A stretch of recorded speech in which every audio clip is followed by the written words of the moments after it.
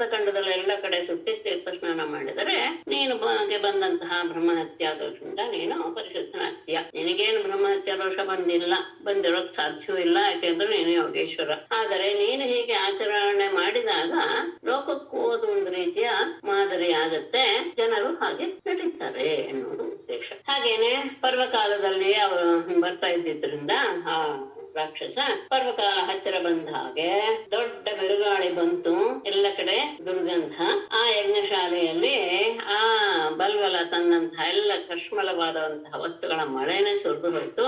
ಅದಾಗ್ತಾ ಇದ್ದ ಹಾಗೆ ಬಲ್ವಲನು ಸಹ ತ್ರಿಶೂಲವನ್ನು ಹಿಡ್ಕೊಂಡು ಪ್ರತ್ಯಕ್ಷನಾಗ್ತಾನೆ. ಕಾಡಿಗೆಯ ಬೆಟ್ಟದ ಹಾಗೆ ಈ ಅದ ಬೆಟ್ಟವನ್ನ ಸೀಳಿದಾಗ ಎಂತಹ ಕಪ್ಪಿರುತ್ತೋ ಅಂತಹ ಕಪ್ಪಾದ ಶರೀರವುಳ್ಳವನು, ಕಾಯಿಸಿದ ತಾಮ್ರದ ಹಾಗಿರುವ ಕೆಂಪಾದ ತಲೆಗೂದಲು, ಗಡ್ಡ ಮೀಸೆ, ಕೋರೆದಾಡೆಗಳು ಮತ್ತು ಗಂಟು ಉದ್ದು ಇವುಗಳಿಂದ ಅತ್ಯಂತ ಭಯಂಕರವಾದ ಮುಖವುಳ್ಳವನು, ಅತ್ಯಂತ ದೊಡ್ಡ ಶರೀರ. ಇಂತಹ ಬಲ್ವಲನನ್ನ ಬಲಭದ್ರ ನೋಡಿದ ತಕ್ಷಣವೇ ಆತ ತನ್ನ ಆಯುಧಗಳನ್ನ ಸ್ಮರಿಸಿಕೊಂಡ. ಹಲಾಯುಧ ಮತ್ತು ಮುಸಲಾಯುಧವನ್ನ ಅವುಗಳು ಬಂದು ಅವನ ಕೈಗಳಲ್ಲಿ ನೆಲೆ ನಿಂತು. ಕೋಪಗೊಂಡಂತಹ ಬಲರಾಮ ಆಕಾಶದಲ್ಲಿ ಓಡಾಡ್ತಾ ಇರುವಂತಹ ಆ ಬಲ್ವಲನನ್ನ ಆ ಹಲಾಯುಧದ ಹಿಡಿದೆಳೆದು ಮುಸಲಾಯುಧದಿಂದ ಆ ಬ್ರಹ್ಮದ್ವೇಷಿಯ ತಲೆಯ ಮೇಲೆ ಹೊಡೆದ. ತಕ್ಷಣ ಅವನ ಹಣೆ ಒಡಿತು, ಕೆಟ್ಟದಾಗಿ ಕಿರಿಸ್ತಾ ರಕ್ತವನ್ನು ಕಾರ್ತಾ ವಜ್ರಾಯುಧದಿಂದ ಹೊಡೆತ ತಿಂದಂತಹ ಕೆಂಪಾದ ಶೈಲದ ಹಾಗೆ ಪರ್ವತದ ಹಾಗೆ ಅವನು ನೆಲದ ಮೇಲೆ ಸತ್ತು ಬಿದ್ದ. ಅವನ ಸಾಯುವಿಕೆಯಿಂದ ಎಲ್ಲ ಮುನಿಗಳಿಗೂ ಸಹ ಬಹಳ ಆನಂದವಾಯಿತು. ಅವರೆಲ್ಲರೂ ಸಹ ಬಲರಾಮನನ್ನು ಸ್ತುತಿಸಿ ಆಶೀರ್ವಾದ ಮಾಡಿ, ದೇವತೆಗಳು ಹೇಗೆ ವೃತ್ರಾಸುರನ ನಾಶ ಮಾಡಿದ ಮೇಲೆ ದೇವೇಂದ್ರನಿಗೆ ಅಭಿಷೇಕ ಮಾಡಿದ್ರು, ಹಾಗೆ ಈತನಿಗೂ ಸಹ ಅವರು ತೀರ್ಥ ಸ್ನಾನ ಮಾಡಿದ್ರು. ಅರಳಿದ ಕಮಲದಿಂದ ನಿರ್ಮಿತವಾದಂತಹ ಅತ್ಯಂತ ಶೋಭಾಯಮಾನವಾದ ವೈಜಯಂತಿ ಮಾಲೆಯನ್ನ, 2 ದಿವ್ಯ ವಸ್ತ್ರಗಳನ್ನ, ದಿವ್ಯಾಭರಣಗಳನ್ನ ಅವನಿಗೆ ಕೊಟ್ಟಿಗೆ ತಮ್ಮ ಮನಸ್ಸಿನ ಆನಂದವನ್ನ ಪ್ರಕಟಪಡಿಸಿದ್ರು ಋಷಿಮುನಿಗಳೆಲ್ಲರೂ. ಬಳಿಕ ಬಲರಾಮ ಎಲ್ಲರಿಗೂ ಸಹ ನಮಸ್ಕರಿಸಿ ಅಲ್ಲಿಂದ ತನ್ನ ಜೊತೆ ಬಂದಂತಹ ಬ್ರಾಹ್ಮಣರ ಜೊತೆಗೆ ತೀರ್ಥಸ್ನಾನ ಉದ್ದೇಶದಿಂದ ಹೊರಟು ಮೊದಲು ಕೌಶಿಕಿ ನದಿಗೆ ಹೋಗಿ ಅಲ್ಲಿ ಸ್ನಾನ ಮಾಡಿ, ಸರಿಯೂ ನದಿಯ ಮೂಲ ಎಲ್ಲಿ ಹುಟ್ಟುತ್ತೋ ಅಲ್ಲಿಯ ಮಾನಸ ಸರೋವರಕ್ಕೆ ಹೋದ. ಅಲ್ಲಿಂದ ಸರಿಯೂ ಪ್ರವಾಹವನ್ನ ಅನುಸರಿಸಿ ಪ್ರಯಾಗಕ್ಕೆ ಬಂದು ಸ್ನಾನ ಮಾಡಿ ದೇವಾದಿಗಳಿಗೆಲ್ಲ ತರ್ಪಣ ಇತ್ತು. ಪುನಃ ಆಶ್ರಮಕ್ಕೆ ಹೋಗಿ ಅಲ್ಲಿ ಕ್ರಮವಾಗಿ ಗೋಮತಿ, ಗಂಡಕಿ, ವಿಭಾಷಾ, ಶೋಣ ಈ ನದಿಗಳಲ್ಲೆಲ್ಲ ಸ್ನಾನ ಮಾಡಿ ಗಯೆಯಲ್ಲಿ ಪಿತೃದೇವತೆಗಳಿಗೆ ಶ್ರಾದ್ದವನ್ನು ಮಾಡಿ ಗಂಗಾ ಸಂಗಮವನ್ನ ಸೇರಿ ಅಲ್ಲಿಯೂ ಸ್ನಾನ ಮಾಡಿ ಮಹೇಂದ್ರಗರಿಯಲ್ಲಿ ನೆಲೆಸಿರುವಂತಹ ಪರಶುರಾಮನನ್ನ ಕಂಡು ಆತನಿಗೂ ಸಹ ಅಭಿವಾದನೆ ಮಾಡಿ ನಮಸ್ಕಾರ ಮಾಡಿ ಅದಾದ ಮೇಲೆ ಕ್ರಮವಾಗಿ ಸಪ್ತ ಗೋದಾವರಿ, ವೇಣ, ಪಂಪ ಅನ್ನೋದು ಸರೋವರ, ಭೀಮರಥಿ ಇವುಗಳನ್ನೆಲ್ಲ ಪ್ರವೇಶ ಮಾಡಿ ಅಲ್ಲೆಲ್ಲ ಸ್ನಾನ ಮಾಡಿ ಸ್ಕಂದನನ್ನ ಸಂದರ್ಶನ ಮಾಡಿ ಮಹಾದೇವನಿಗೆ ಅತ್ಯಂತ ಪ್ರೀತಿ ಪಾತ್ರವಾದಂತಹ ವಾಸಸ್ಥಾನವಾದ ಶ್ರೀಶೈಲ ಪರ್ವತಕ್ಕೆ ಆಮೇಲೆ ದ್ರವಿಡ ದೇಶದಲ್ಲಿರುವಂತಹ ಮಹಾಪುಣ್ಯ ಸ್ಥಳವಾದಂತಹ ವೆಂಕಟಾದ್ರಿಯನ್ನ, ತಿರುಪತಿಯನ್ನು ಸಹ ಸಂದರ್ಶನ ಮಾಡಿ ಬಳಿಕ ಕಾಮಕೋಟಿ, ಕಾಂಚೀಪುರಿ, ಪವಿತ್ರ ನದಿಯಾದ ಕಾವೇರಿ, ಹರಿಯು ಯಾವಾಗಲೂ ಸನ್ನಿಹಿತನಾಗಿರುವಂತಹ ಶ್ರೀರಂಗ ಕ್ಷೇತ್ರ, ವಿಷ್ಣು ಕ್ಷೇತ್ರವಾದ ವೃಷಭಾದ್ರಿ, ದಕ್ಷಿಣದ ಮಥುರೆ ಇವುಗಳನ್ನೆಲ್ಲ ವೀಕ್ಷಿಸಿ ಎಲ್ಲ ಪಾಪಗಳನ್ನು ನಾಶ ಮಾಡುವಂತಹ ಸಮುದ್ರದಕ್ಕೆ ಸೇತುವೆಯನ್ನು ಕಟ್ಟಿದಂತಹ ಶ್ರೀರಾಮ ಸೇತುವೆಯನ್ನ ಆತ ಪ್ರವೇಶ ಮಾಡಿದ. ಅಲ್ಲಿ ಬಲರಾಮ 10 ಸಾವಿರದಿಂದ ಮುಂದೆ ಗತಮಾಲ, ತಾಮ್ರಪರ್ಣಿ ನದಿಗಳಲ್ಲಿ ತೀರ್ಥ ಸ್ನಾನ ಮಾಡಿ ಕುಲಪರ್ವತವಾದಂತಹ ಮಲಯ ಪರ್ವತಕ್ಕೆ ಹೋಗಿ ಅಲ್ಲಿರುವಂತಹ ಅಗಸ್ತ್ಯ ಮುನಿಗಳಿಗೆ ಅಭಿವಾದನೆ ಮಾಡಿ ನಮಸ್ಕಾರ ಮಾಡಿ ಅವರ ಆಶೀರ್ವಾದಗಳನ್ನು ಪಡೆದು ದಕ್ಷಿಣ ಸಮುದ್ರಕ್ಕೆ ಹೋಗಿ ಅಲ್ಲಿ ಕನ್ಯಾ ಎನ್ನುವ ಹೆಸರಿರುವಂತಹ ದುರ್ಗಾದೇವಿಯನ್ನ ಸಂದರ್ಶನ ಮಾಡಿದ. ಬಳಿಕ ಫಾಲ್ಗುಣ ಕ್ಷೇತ್ರ ಅಂದ್ರೆ ಅನಂತಶಯನ ಆ ಕ್ಷೇತ್ರಕ್ಕೆ ಬಂದು ವಿಷ್ಣುವಿನ ಸಾನ್ನಿಧ್ಯ ಇರುವಂತಹ ಪಂಚಾಪ್ಸರಸ ಸರೋವರವನ್ನ ತಲುಪಿ ಅಲ್ಲಿ 10,000 ಗೋದಾನವನ್ನ ಮಾಡಿದ. ಅಲ್ಲಿಂದ ಹೊರಟು ಕೇರಳ, ತ್ರಿಗರ್ತ ಈ ದೇಶಗಳನ್ನೆಲ್ಲ ದಾಟಿ ಗೋಕರ್ಣ ಎಂಬ ಶಿವಕ್ಷೇತ್ರಕ್ಕೆ ಬಂದು ಅಲ್ಲಿ ಅಲ್ಲಿಂದ ಮುಂದೆ ದ್ವೈಪಾಣಿ ಎಂಬ ದ್ವೈಪಾಯನಿ ಎನ್ನುವಂತಹ ಅಂಬಿಕಾ ದೇವಿಯನ್ನ ಸಂದರ್ಶನ ಮಾಡಿ ಶೂರ್ಪಾರಕ ಕ್ಷೇತ್ರದ ಮೂಲಕ ಮುಂದೆ ಬಂದು ತಾಪಿ, ಪಯೋಷ್ಣಿ, ನಿರ್ವಿಂಧ್ಯಗಳಲ್ಲಿ ಪವಿತ್ರ ಸ್ನಾನವನ್ನು ಮಾಡಿದ ಮೇಲೆ ದಂಡಕಾರಣ್ಯಕ್ಕೆ ಬಂದು ಮಹೇಶ್ಮತಿ ನಗರದ ಬಳಿ ಇರುವಂತಹ ರೇವಾ ನದಿಗೆ ಬಂದು ಸೇರಿದ. ಅಲ್ಲಿ ಸ್ನಾನ ಬಳಿಕ ಪ್ರಭಾಸ ಕ್ಷೇತ್ರಕ್ಕೆ ಮತ್ತೆ ಬಂದು ಅಲ್ಲಿ ಬಂದಾಗ ಆತನಿಗೆ ಕೌರವರಿಗೂ ಪಾಂಡವರಿಗೂ ನಡೆದ ಯುದ್ಧದಲ್ಲಿ ಎಲ್ಲ ಕ್ಷತ್ರಿಯರು ಮಡಿದರು ಎನ್ನುವಂತಹ ವಿಷಯ ಯಾತ್ರಿಕರಾದ ಬ್ರಾಹ್ಮಣರು ಅಲ್ಲಿ ಪರಸ್ಪರ ಮಾತಾಡ್ಕೊಳ್ತಾ ಇರುವುದರ ಮೂಲಕ ತಿಳಿದು ಮಗು ಭಾರ ಪೂರ್ತಿ ತಗ್ಗಿತು ಅಂತ ಭಾವಿಸಿದ. ಮತ್ತೆ ಇನ್ನು ಭೀಮಸೇನ ಮತ್ತು ದುರ್ಯೋಧನಿಗೆ ಗದಾಯುದ್ಧ ನಡೆಯುತ್ತೆ ಅನ್ನುವುದನ್ನ ಕೇಳಿ ಆತ ಅದನ್ನು ತಪ್ಪಿಸ್ಬೇಕು ಅಂತ ಕುರುಕ್ಷೇತ್ರಕ್ಕೆ ಹೋದ. ಅವನನ್ನು ನೋಡಿದ ಕೂಡಲೇ ಯುಧಿಷ್ಠಿರ, ನಕುಲ ಸಹದೇವರು, ಕೃಷ್ಣಾರ್ಜುನರು ಎಲ್ಲರೂ ಬಂದವರು ನಮಸ್ಕಾರ ಮಾಡಿದ್ರು. ಆದ್ರೆ ಏನು ಮಾತಾಡ್ಲಿಲ್ಲ. ಏನ್ ಯಾತಕ್ ಬಂದಿದಾರಪ್ಪ ಈ ಮನುಷ್ಯ ಅಂತ ಎಲ್ಲರಿಗೂ ಆಲೋಚನೆ ಆಯ್ತು. ಸುಮ್ಮನೆ ಇದ್ರು ಎಲ್ರು. ಇಲ್ಲಿ ಭೀಮ ದುರ್ಯೋಧನರು ಇಬ್ಬರು ಬಹಳ ರೋಷದಿಂದ ಗದೆಯನ್ನ ಹಿಡಿದುಕೊಂಡು ಇಬ್ಬರು ತಮಗೆ ವಿಜಯ ಸಿಗಬೇಕು ಎನ್ನುವ ಅಪೇಕ್ಷೆಯಿಂದ ಮಂಡಲಾಕಾರವಾಗಿ ಗದಾಯುದ್ಧದ ರೀತಿಯಲ್ಲಿ ಗದಾಯುದ್ಧದ ಒಂದು ಕ್ರಮವಾದಂತಹ ಮಂಡಲಾಕಾರವಾದ ರೀತಿಯಲ್ಲಿ ಆರಂಭದಲ್ಲಿ ಎಲ್ಲರೂ ಹೀಗೆ ಸುತ್ಕೊಂಡು ಬಂದು ಆಮೇಲೆ ಪ್ರಹಾರ, ಅದು ಗದಾಯುದ್ಧದ ಒಂದು ರೀತಿ. ಅಂದ್ರೆ ಇನ್ನು ಈಗಿನ ಶುರುವಾಗ್ಬೇಕು. ಮಂಡಲಾಕಾರವಾಗಿ ಸುತ್ತಾ ಇರೋದನ್ನ ನೋಡಿ ಅವರಿಬ್ಬರನ್ನು ಕರೆದು ಬಲಭದ್ರ ಹೇಳ್ದ, ದುರ್ಯೋಧನ ಭೀಮಸೇನ ಇಬ್ಬರು ಬಹಳ ಪರಾಕ್ರಮಿಗಳು, ಇಬ್ರು ಸಮಾನವಾದ ಬಲವುಳ್ಳವರು, ಅದ್ರಲ್ಲಿ ಏನು ಆಶ್ಚರ್ಯವಿಲ್ಲ. ಒಬ್ಬ ದೇಹ ಶಕ್ತಿಯಲ್ಲಿ ಅಧಿಕ, ಇನ್ನೊಬ್ಬ ವಿದ್ಯಾ ಶಿಕ್ಷಣದಲ್ಲಿ ಅಧಿಕ. ಇದು ನಾನು ಚೆನ್ನಾಗಿ ಗೊತ್ತು ನನಗೆ. ಹಾಗಾಗಿ ನೀವಿಬ್ಬರು ಸಮಾನವಾದಂತಹ ಬಲವನ್ನು ಹೊಂದಿದಾಗ ಒಬ್ಬರಿಗೆ ಜಯ ಒಬ್ಬರಿಗೆ ಪರಾಜಯ ಆಗುತ್ತೆ ಅನ್ನೋದು ಖಂಡಿತ ಸಾಧ್ಯವಿಲ್ಲ. ಹಾಗಾಗಿ ಈ ಯುದ್ಧ ಅನ್ನೋದು ನಿಮ್ಮಲ್ಲಿ ಯಾವುದನ್ನ ಅಪರಾಜಯವನ್ನು ನಿರ್ಣಯ ಮಾಡುವಂತದ್ದಲ್ಲ ಈ ಯುದ್ಧ, ಇದು ವ್ಯರ್ಥವೇ. ಹಾಗಾಗಿ ನಿಲ್ಲಿಸ್ಬಿಡಿ. ಆದರೆ ಆರಂಭದಿಂದ ಬದ್ಧ ವೈರಿಗಳು ಯಾರೋ ಭೀಮ ದುರ್ಯೋಧನರು ಬಲರಾಮನ ಅಯೋಗ್ಯವಾದದ್ದೇ ಮಾತು, ಹೌದು ಬೇಡ ಅಂತ ಹೇಳಿದ್ದು. ಆದ್ರೆ ಆ ಮಾತನ್ನ ಇಬ್ಬರೂ ಸಹ ನಡೆಸಲಿಲ್ಲ. ಯಾಕೆಂದ್ರೆ ಇಬ್ಬರಿಗೂ ಏನಿತ್ತು, ಪರಸ್ಪರ ಅವ್ರು ಮಾತಾಡಿದಂತಹ ಕೆಟ್ಟ ಮಾತುಗಳು, ಕೆಟ್ಟ ಕಾರ್ಯಗಳೇ ಮನಸ್ಸಿನಲ್ಲಿ ತುಂಬಿಕೊಂಡ್ಬಿಟ್ಟಿತ್ತು. ಹಾಗಾಗಿ ಇಬ್ರು ಸಹ ಹಿಂಜರಿಯಲ್ಲಿ ಗದಾಯುದ್ಧದಿಂದ ಹಿಮ್ಮುಖವಾಗೋದಕ್ಕೆ ಇಬ್ರು ನಿರ್ಣಯ ಅಂದ್ರೆ ಒಪ್ಪಲ್ಲಿ ಏನು ಫಲ ಕೊಡ್ಲಿಲ್ಲ ಅಂತ ಭಾವಿಸಿ ಇದೇ ಇಲ್ಲಿ ಬಲ ಅಂತ ಅನ್ಕೊಂಡು ದ್ವಾರಕೆಗೆ ಹೊರಟು ಹೋದ ಬಲರಾಮ. ಅಲ್ಲಿ ಉಗ್ರಸೇನ ಮೊದಲಾದ ಬಂಧುಗಳಿಂದ ಸ್ವಾಗತವನ್ನ ತೆಗೆದುಕೊಂಡಂತಹ ಆತ ಮತ್ತೆ ನೈಮಿಷಾರಣ್ಯಕ್ಕೆ ಹೋದ.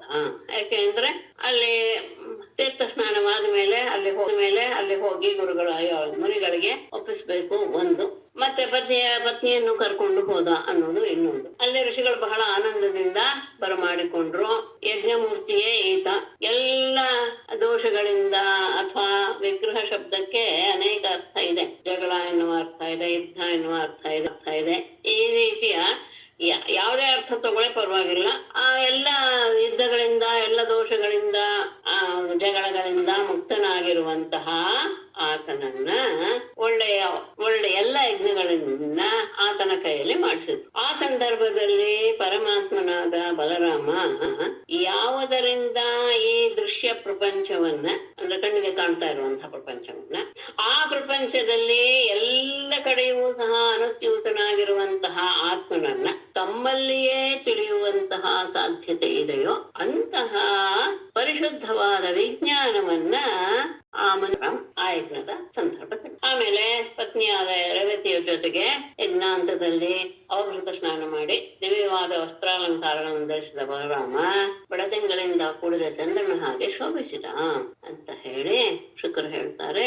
ಅನಂತ ಅಂದ್ರೆ ಸರ್ಪ ಎನ್ನುವ ಆ ಅರ್ಥವನ್ನು ತಗೋಬಹುದು. ಅಪ್ರಮೇಯ ಲೀಲೆಯಿಂದಲೇ ಮನುಷ್ಯ ದೇಹವನ್ನು ಧರಿಸಿರುವಂತಹ ಬಲಶಾಲಿಯಾದ ಬಲರಾಮನ ಈ ರೀತಿಯ ಕೆಲಸಗಳು ಅಸಂಖ್ಯಾತವಾಗಿವೆ, ತುಂಬಾ ಇವೆ. ನಾನು ಹೇಳಿದ್ದು ತುಂಬಾ ಕಡಿಮೆ ನಿಮ್ಗೆ. ಈ ರೀತಿಯಾದಂತಹ ಮಹಿಮೆಯನ್ನ ತೋರಿಸ್ತಾ ಇರುವಂತಹ ಆತನ ಕಾರ್ಯಗಳನ್ನ ಪ್ರತಿದಿನ ಬೆಳಗ್ಗೆ ಸಂಜೆ ಯಾರು ಸ್ಮರಿಸ್ತಾನೋ ಅವನು ಅನಂತನಾದ ಶ್ರೀಮನ್ನಾರಾಯಣನ ಪ್ರೀತಿಗೆ ಪಾತ್ರನಾಗ್ತಾನೆ ಅಂತ ಹೇಳಿ ಬಲರಾಮನ ವೈಶಿಷ್ಟ್ಯವನ್ನು ಹೇಳಿ ಮುಗಿಸಿದ್ರು. ಆಮೇಲೆ ಪರೀಕ್ಷಿತನಿಗೆ ಕೃಷ್ಣನ ಬಗ್ಗೆನೆ ಮತ್ತೆ ಕೇಳಬೇಕು ಅಂತ ಅನ್ನಿಸ್ತು.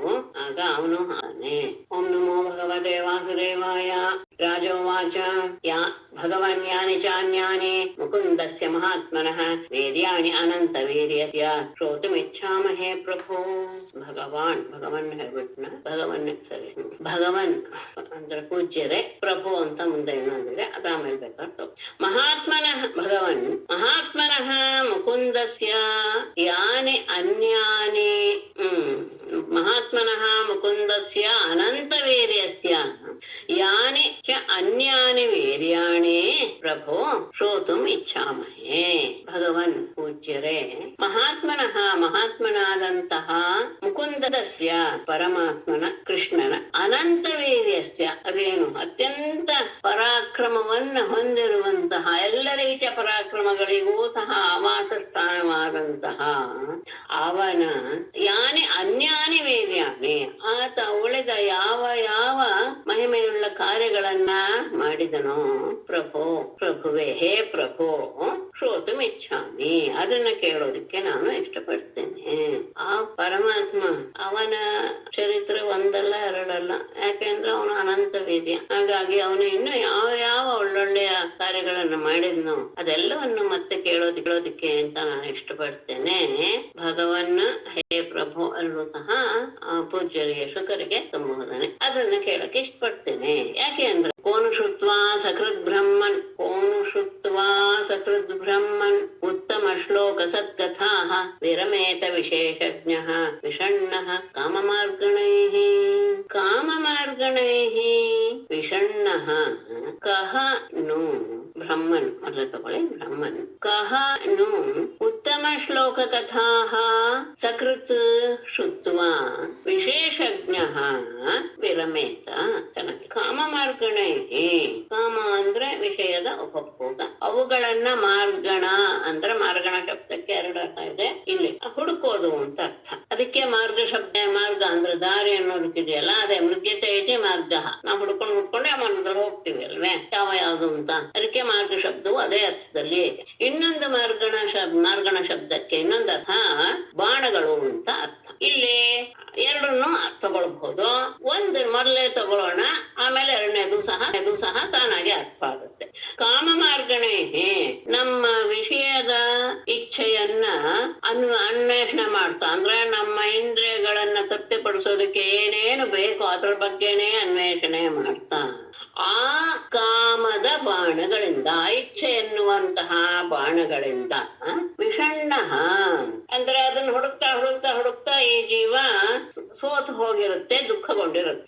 ಹಾಗೆ ದುಃಖಿತನಾದಂತಹ ಕೋನು ಯಾರು ತಾನೆ ಉತ್ತಮ ಶ್ಲೋಕ ಸತ್ಕಥಾ, ಅತ್ಯಂತ ಪವಿತ್ರವಾದ ಕೀರ್ತಿಯುಳ್ಳಂತಹ ಪರಮಾತ್ಮನಿಗೆ ಸಂಬಂಧಪಟ್ಟಂತಹ ಕಥೆಗಳನ್ನ ಸಕೃತ ಶುತ್ವ ಒಮ್ಮೆ ಕೇಳಿ, ವಿಶೇಷಜ್ಞ ಅಂದ್ರೆ ಸಾರವನ್ನ ಅರಿಯುವ ಸಾಮರ್ಥ್ಯವಿರುವಂತಹ ಯಾವ ವ್ಯಕ್ತಿ ತಾನೇ ವಿರಮೇತ ಸುಮ್ಮನಾಗಿ ಬಿಟ್ಟಾನು.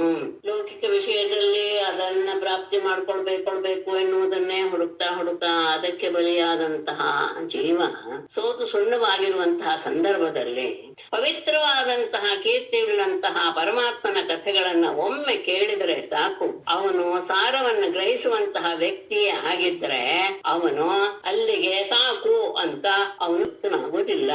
ಅವನಿಗೆ ಅದು ಇನ್ನೂ ಬೇಕು ಅಂತ ಅನ್ಸುತ್ತೆ. ಯಾರು? ವಿಶೇಷಜ್ಞ. ಅದು ತುಂಬಾ ಮುಖ್ಯ. ಸಾರಜ್ಞ ಅಂತ ಸಾರವನ್ನ ಚೆನ್ನಾಗಿ ಅರಿತಿರುವಂತಹ ವ್ಯಕ್ತಿ, ಜೀವನದಲ್ಲಿ ಯಾವುದು ಬೇಕು ಎನ್ನುವುದನ್ನ ಅರಿತಂತಹ ವ್ಯಕ್ತಿ ಒಮ್ಮೆ ಪರಮಾತ್ಮನ ಕಥೆಯನ್ನು ಕೇಳ್ಬಿಟ್ರೆ ಸಾಕು, ಅದು ಮತ್ತೆ ಕೇಳಬೇಕು ಅಂತ ಅವನಿಗೆ ಅನ್ಸಿದೆ. ಅದನ್ನ ಸಮರ್ಥನೆ ಮಾಡುವ ರೀತಿಯಲ್ಲಿ ಒಂದು ಶ್ಲೋಕವನ್ನ ಹೇಳ್ತಾನೆ. ಆ ಕಥಾಶ್ರವಣ ಎನ್ನುವುದು ಬಹಳ ಪ್ರಧಾನ ಜೀವಿಗಳ ವಿಷಯದಲ್ಲಿ ಅನ್ನೋದನ್ನ ಇದು ತುಂಬಾ ಕಡೆ ನಾವು ಕೇಳಿದ್ದೀವಿ. ಶಿವಾನಂದ ಲಹರಿಯಲ್ಲಿ ಕೊನೆಯಲ್ಲಿ ಬರುವಂತಹದ್ದು ಸಾರಸನ ತೇನಯನೇ ತಾವೇವ ಕರು ಸಯೇವ ಕೃತಕೃತ್ಯ ಯಾಯೇ ಯೌಯೋ ಭರ್ಗಂ ವದತಿ ಕ್ಷೇತೆ ಸದಾ ಅರ್ಚತಃ ಸ್ಮರತಿ ಅಂತ ಅದೇ ಅರ್ಥ ಕೊಡುವಂತಹ ಸ್ವಲ್ಪ ಬೇರೆ. ಸಾವಾಗ್ಯಯ ತಸ್ಯ ಗುಣಾನ್ ಗೃಣೀತೆ ಕರೋಚ ತತ್ಕರ್ಮ ಕರೌ ಮನಶ್ಚ ಸ್ಮರೇದ್ವಸಂತಂ ಸ್ಥಿರಜಂಗಮೇಶು ಶೃಣೋತಿ ತತ್ಪುಣ್ಯ ಕಥಾಸ್ಸ ಕರ್ಣಃ. ಅವನ ಮಾತು, ಅವನ ಕೈಗಳು, ಮನಸ್ಸು, ಕರ್ಣ ಎಲ್ಲವೂ ಸಹ ನಿಜವಾಗಿ ಆ ಇಂದ್ರಿಯಗಳಿಗೆ ಏನು ಇಂದ್ರಿಯತ್ವ ಅನ್ನೋದು ಬರೋದಿದ್ದರೆ ಸಾ ವಾಕ್, ಅದೇ ನಿಜವಾದ ಮಾತು. ಯಾವುದು? ಯಾವ ಮಾತಿನಿಂದ ಅಂತ ಹೇಳಿದ ಸಾ ವಾಕ್ ಯಯ ತಸ್ಯ ಗುಣಾನ್ ಗೃಣೀತೆ ತತ್ಕರ್ಮ ಕರೌ ಚ ಕರೌ ಸ್ಥಿರಜಂಗಮೇಶು ವಸಂತಂ ಸ್ಮರೇತ್ ಚ ಮನಃ ತತ್ ಪುಣ್ಯಕಥಾಃ ಶೃಣೋತಿ ಸಹಕರಣ. ಸಾ ವಾಕ್, ಅದೇ ನಿಜವಾದ ಮಾತು. ಯಾವ ಮಾತಿನಿಂದ ತಸ್ಯ ಗುಣಾನ್ ಗೃಣೀತೆ, ಆ ಪರಮಾತ್ಮನ ಗುಣಗಳನ್ನ ಹೇಳ್ತಾ ಇರುತ್ತೋ. ಗೃ ಶಬ್ದಗಳ ಮೂಲಕ ತಿಳಿಸೋದಿದೆಯಲ್ಲ, ಅದು ನಿಜವಾದ ಮಾತು. ವ್ಯಕ್ತಿಯಲ್ಲಿ ಮಾತು ಬರ್ತಾ ಇದೆ ಅಂದ್ರೆ ಯಾವ ಮಾತು ಪರಮಾತ್ಮನ ಗುಣಗಳನ್ನ ಹೇಳ್ತಾ ಇವೆಯೋ ಅದೇ ನಿಜವಾದ ಮಾತು. ಹಾಗೇನೆ ತತ್ಕರ್ಮ ಕರು, ಆತನ ಕೆಲಸವನ್ನ, ಆತನ ಆರಾಧನೆಯನ್ನ ಮಾಡ್ತಾ ಇರುವಂತಹ ದೇ ಕರು, ನಿಜವಾದ ಕೈಗಳು.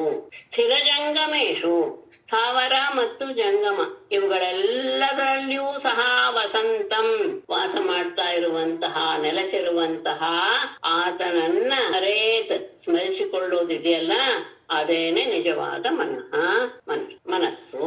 ಮನಸ್ಸು ಅಂದ್ರೆ ಯಾವಾಗ್ಲೂ ಎಲ್ಲ ಕಡೆ ನೆಲೆಸಿದ್ದಾನೆ ಪರಮಾತ್ಮ ಅಂತ ಅದನ್ನೇ ನೆನಪಿಸ್ಕೊಳ್ತಾ ಇರ್ಬೇಕು.